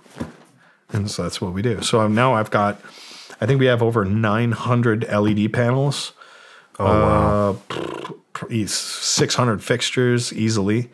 Truss, backline. We got a whole staff of 12 people that work in that warehouse that shall not be named. And they just design stages and build stuff. And we supply it for my shows whenever I need it. And anyone else who needs a... Quite the businessman and innovator. Yeah. Well, that was just kind of common sense because we didn't know what to do with all this fucking product. We were fucking schlepping around and storing, right? Well, there's a lot of DJs out there. I've had it. That's why I'm at peace. I don't know if it's that common. I Common sense you're talking about. What? I'm giving you props. There's a lot of other DJs out there who aren't doing this. Oh, and well, you did it. well, but they might not need to. Like I'm not. Everyone seems to think I have this like huge grudge with like other like pop DJs that go in and do a thing. You know what I mean? But I mean, honestly, if your head is in the game that you just want to go in, make a lot of fucking money, get the fuck out, good job. I mean, it's not for me. Yeah. I'm in it like just because I like the challenges and I like developing other stuff. Not just like I like the challenge of being Deadmau5 and I want to be Deadmau5. I'm totally like at peace with this being like my sunset years. Like I'm 42, like that's not far off from 50. And you think I'm gonna be wearing a fucking mouse head at fucking 50? Like hanging on to the dream? No. I'll be in the space, but I just, I won't be as mousy. You're evolving. Yeah, I'll be a You like to designer. evolve. You don't stay in the same spot. I'll go Maynard. I'll make wine. I don't fucking know. This wine's pretty good. He's serious about his fucking wine. Do you believe in manifestation by chance? I mean, I don't overthink shit like that. Yeah. I can't get my head around it. Like the secret shit. Mm-hmm. Like I'm just gonna secret shit into my life. I don't know. I don't know. I'm not as whimsical and faithful to things I don't get. You know what I mean? Like I cannot wrap my head around religion. Yeah. You know, just because numbers don't work for me. Really? You know what I mean? It has nothing to do with like how that affects social political stuff, which it does, unfortunately. But just as like, if you stripped all that shit away too, there's another reason to fucking hate it or dislike it or not be a part of it. Even just like if it was holistically like benign to everything else that it affected, I still wouldn't buy into it. Do you believe in a higher power? No. What do you think happens when you die? Well, I want to say nothing, but then that brings in the argument of, oh, so nothing is the great creator, and where do you go when you die? And you go, well, nothing. Oh, so you're reunited with your creator? Yeah, fuck you, and your fucking caveats. But you know what I mean? It's just it's a paradox. It's what do I hope? I'll tell you what I hope doesn't fucking happen. Okay, I hope I don't go to heaven and I have to fucking stand in front of some fucking dude and get psychoanalyzed before I'm allowed in or not. I hope that doesn't happen because I'm going to fuck that up. I hope that I don't go into a dream state and have a dream because my dreams are fucked up, you know, and I wake up thinking like, I wake up from nightmares like all the time going, ugh. You know what I mean? I hope that's not what it's like when you die because it was weird. You know what I mean? I don't really have great dreams. I can't remember the last good dream I've had. So all my dreams are really like weird, not like fucking weird, but like sometimes I dream that like I've committed some god awful like crime, like I killed someone or something, and I'm running away from everything. I don't know what that means, and please, I'm not leaving it open for interpretation. So, I always have a dream that like I'm being persecuted for something, and I'm on the run, or I'm not, and then I'm like I'm eating my neighbor. You know what I mean? Like it's just weird shit dreams. You know what I mean? So like I hope that doesn't happen. I never know where to hide the body. Actually, I do know where to hide the body. I know exactly where I'm hiding my body. But in the dream, I never know where to hide the body. It becomes this big. Oh, I don't even deal with the body. You don't? You're just like, fuck it, I'm out. Yeah. I'm always. Do you ever have the dream where your buddy comes up to you who killed somebody and then you get involved hiding the body? No, I don't think I've ever had a body man, I have dream. that dream all the time. Really? Yeah, then I help him hide it. Then I'm like, fuck. Now we're all in deep shit. Yeah, I never get caught though, so that's good. Me neither. I always. But it's just the paranoia, the feeling of, oh God, what have I done? What have I done? Yeah. That's the unsettling part. And then I wake up thinking, why do I dream this? Oh, you know why? You know why I dream this? Because there's a fucking channel in America that I'm like absolutely obsessed with called what Home Life Network, and all they play is forensic files, like nonstop. HLN, Forensic Files.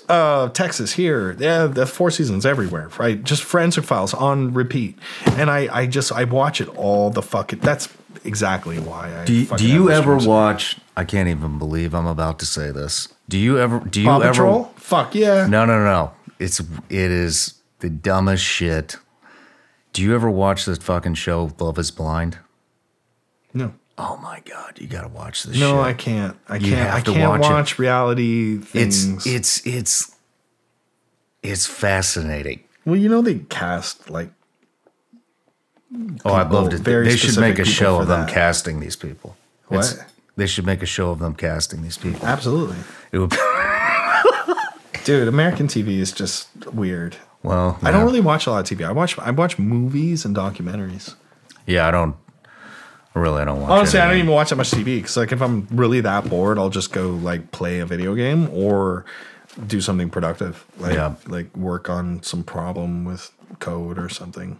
Well, let's talk about last night. You were bringing up some really interesting stuff with the company NVIDIA. Yeah. Well, NVIDIA is cool. Like, I mean, okay, like this is not financial advice. I am not a professional investor. and what do they call that when I say a financial advisor? Yeah, I am not a financial advisor. This is not financial advice. But man, what a great company to invest in today's age, because I love, well, like not just because they're a great company. I mean, I'm into it. Like honestly, I will not put money behind or brand or any of my time even into something I wasn't into, right? So it only made sense. Oh, these guys make GPUs and they do really great things with like, computing and all this stuff too. And I'm like, well, those are my fucking alley. So when it came time, basically I had like a little bit of chunk of money came in one day and it was like, oh, wow, you need an accounting, like an accountant and, someone to look after your shit, or like a company needs to do this because it's wealth management. It's not like a family savings and bond, like, okay, we'll make that happen. And then it came down to the sit down and say, hey, you should probably invest some of this money. I'm like, well, sure. Okay. What are you thinking? And they're like, well, I don't know. What do you think? What do you like? And I was like, oh, I like this. And then I was like, okay, cool. So I go and I put my shit into like tech. You know what I mean? Not just NVIDIA, but just, like tech that I back, you know what I mean? And sometimes it's hit or miss, but with NVIDIA, it's been pretty fucking cool. But then I got thinking like, wow, what a great company. And they make GPUs. How are they worth like all these like nearly $1 trillion if they're only selling like these GPU units and stuff like that? And then you think, okay, well, I mean, GPUs are everywhere. They have the most patents on GPUs. So I'm just trying to do quick math in my head.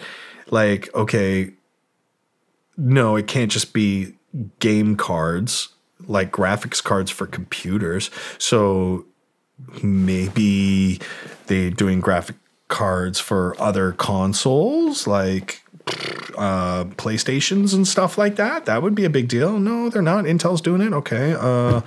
Nintendo Switch. All right. Okay. There's that. I'm just like, I was like, yeah, something ain't adding up.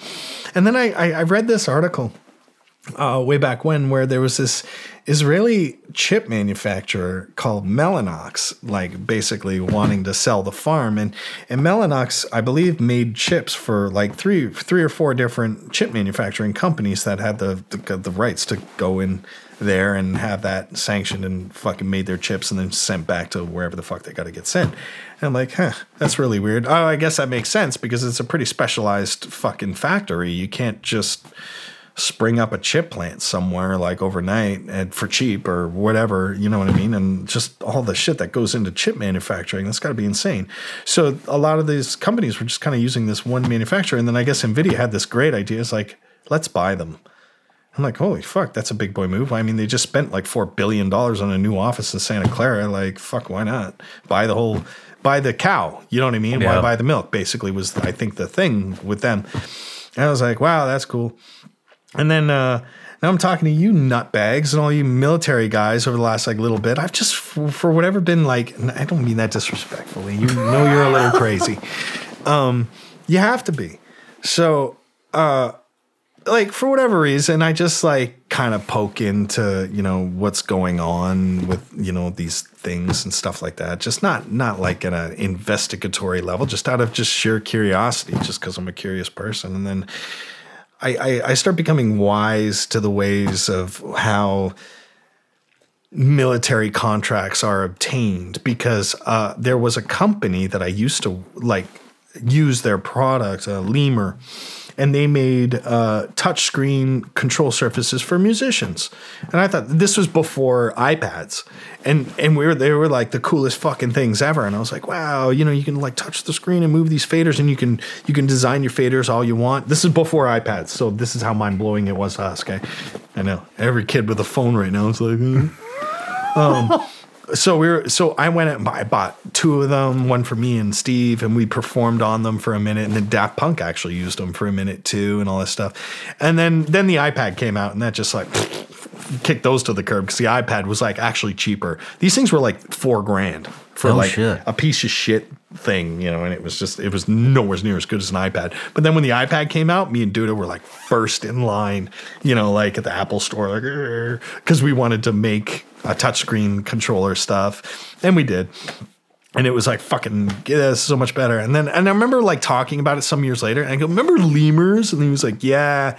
I'm like, fuck, man, that sucks for them, eh? Like Apple did just like the iPad, just put them out of business. And they're like, yeah, I think they're in avionics now.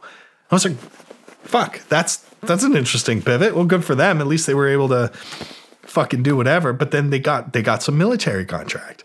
And I'm thinking like, fuck, man, I wonder how that works out. Like, how do you do that? Like, basically, and then, you know, reading and all this stuff is like basically the idea of taking like a $40 screw and turning it into a $200 screw, like just magically by being blessed by this guy who just showed up at some weird trade show and said, hey, man, we like what you do.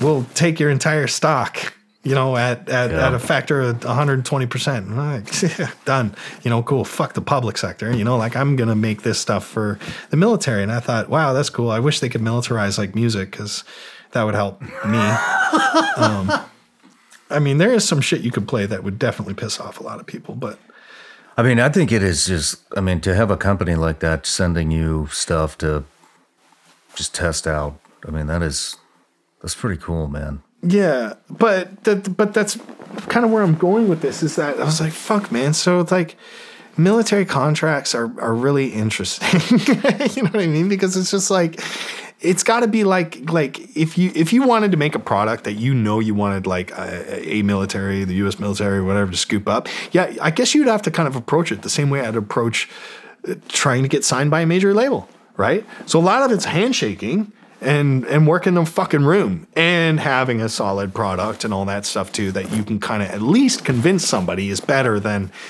what they're using. You know what I mean? So I'm like, fuck, man, that's really interesting shit, you know? Now, I kind of applied that mindset and came up with this batshit like fucking photos on the wall with the red string fucking theory that NVIDIA bought Mellanox so they could make fucking chips to sell it to the fucking military from Israel. I don't know. That's a hot fucking take, Joel said in the comments. Might not be too far off. I don't know. Man, I didn't even know. I didn't even know they were making chips in Israel. I thought everything was tied. No. Mellanox is in Israel. It's in Tel Aviv, I think. It's fucking weird. And I'm just saying, like, well, there you go. There's the path of least resistance of getting technology out of the United States to another country. Do it in another country, right? Yeah. I mean, I don't know. Like, again, there's so many people watching this video going like, who is this idiot DJ you got on your show, dude? Have you heard about these like ships that are processing centers that are floating out in the middle of the international waters? Yes. Doing what? I don't know. Computing? You would know more about this than boxless, gloveless boxing fights? I guess there's like $500 million like chip enterprises out there. It's tax-free. And if you don't like your coworker, you can just fucking throw them over the side. That's a good point. I'm just saying. That is a good point. Steven, I'm going to need those TPS. Fuck it. Gulag. But that is weird. Yeah. I think it just came out yesterday. Today's what, November 13th? You know, I think it just came out. It just hit the news yesterday. Well, but what are they doing? Like, it's just we don't know what they're doing, but somebody's doing something on a boat. I guess it's processing centers. For what? Processing what? Tax returns? No idea. Maybe. Could be. Hell if I know. Could be that boring. But I don't know. I just find it interesting that NVIDIA is putting boats out there with $500 million chips and processing. NVIDIA's doing this, you're saying? That's what it's, yeah. Oh, see, now that makes sense. I thought you just said somebody. And I'm like, no. What are they doing? Oh, well, maybe that's just maybe they just found a way to fucking cut 2% of margins off of manufacturing costs by fucking not paying some kind of crazy tax or something. I don't fucking know. Right. I don't know. So many questions, man. But I'll tell you what, if I'm ever in ahead of, a $1 trillion company, I'll keep you in the know. You'll keep me in. I'll let you know why we're doing it. Because I don't even think the people that really control the board or whatever know half the shit. I think a company gets so big sometimes that it's just like it becomes a digitally autonomous organization, a DAO, which is actually a thing, which is kind of cool. But yeah, that's what happens, you know. It's like America, you know, kind of said one day, hey, these are the rules and they're unchangeable and unbendable, like your constitution or whatever, you know what I mean? But like, is it really just like a huge mental exercise to say, hey, what if we just fucking scratch that and just wrote a new one? You know what I mean? Like mentally, not a big deal. You know what I mean? Let's get some people together and get them on an island and have them fucking do whatever they did again. You know, like, or whatever. I don't know how the process fucking should work, and I'm not an expert in these political matters, but I'm just saying, why are we so, like, clinging on to, like, well, no, it's always been like that and always will be like that, but will it? You know what I mean? Yeah. So it's like, why don't we just change? Some people can't think outside the box. I don't know. But and then there's people that go, once what again, box? I am just a vessel. Yeah. But, well, Joel, do you have any other companies that you're working on? Any other future things outside of music? No, really. I don't. Just music tech. I'm like kind of just working on positioning myself so that I can develop more projects that involve more people. In the sense that, I would love to run a software company. Making what? I don't know, like pre-visualization software or a game studio or something like that. But the only way I can do that at this rate is kind of just like sunsetting off this Deadmau5 stuff. You know what I mean? Not killing it off, not retiring. I can't retire. That's just, it's too far gone. There's no such thing. I've heard fucking DJs cry about this shit. Oh, I'm retiring. Dude, and doing what exactly? You could go work at Hot Topic? Like, what the fuck? You know, because you're going to run out of that fucking money real quick. You know what I mean? At the rate you're fucking spending it or whatever. You didn't put it in anything. You know, you're going to be unretired. You're going to have your welcome back fucking Cotter fucking tour in about 3 years max. You know what I mean? And they have. You know what I mean? So it's like, get that notion out of your head. I'm not retiring, but I will slow down the shows a little bit, you know, and spend a lot more time at home. And when that happens, then I'll be able to get my A teams together and I'll have some liquidity to be able to funnel into this and just say, look, let's take another chance. Let's try writing this software and see what it does. You know? Hell yeah, man. Well, that's the future. We're kind of wrapping it up now. Before we do wrap it up, who are 3 people that you'd like to see on this show? On this show? On this show. Oh my God. Well, I think Tommy would be really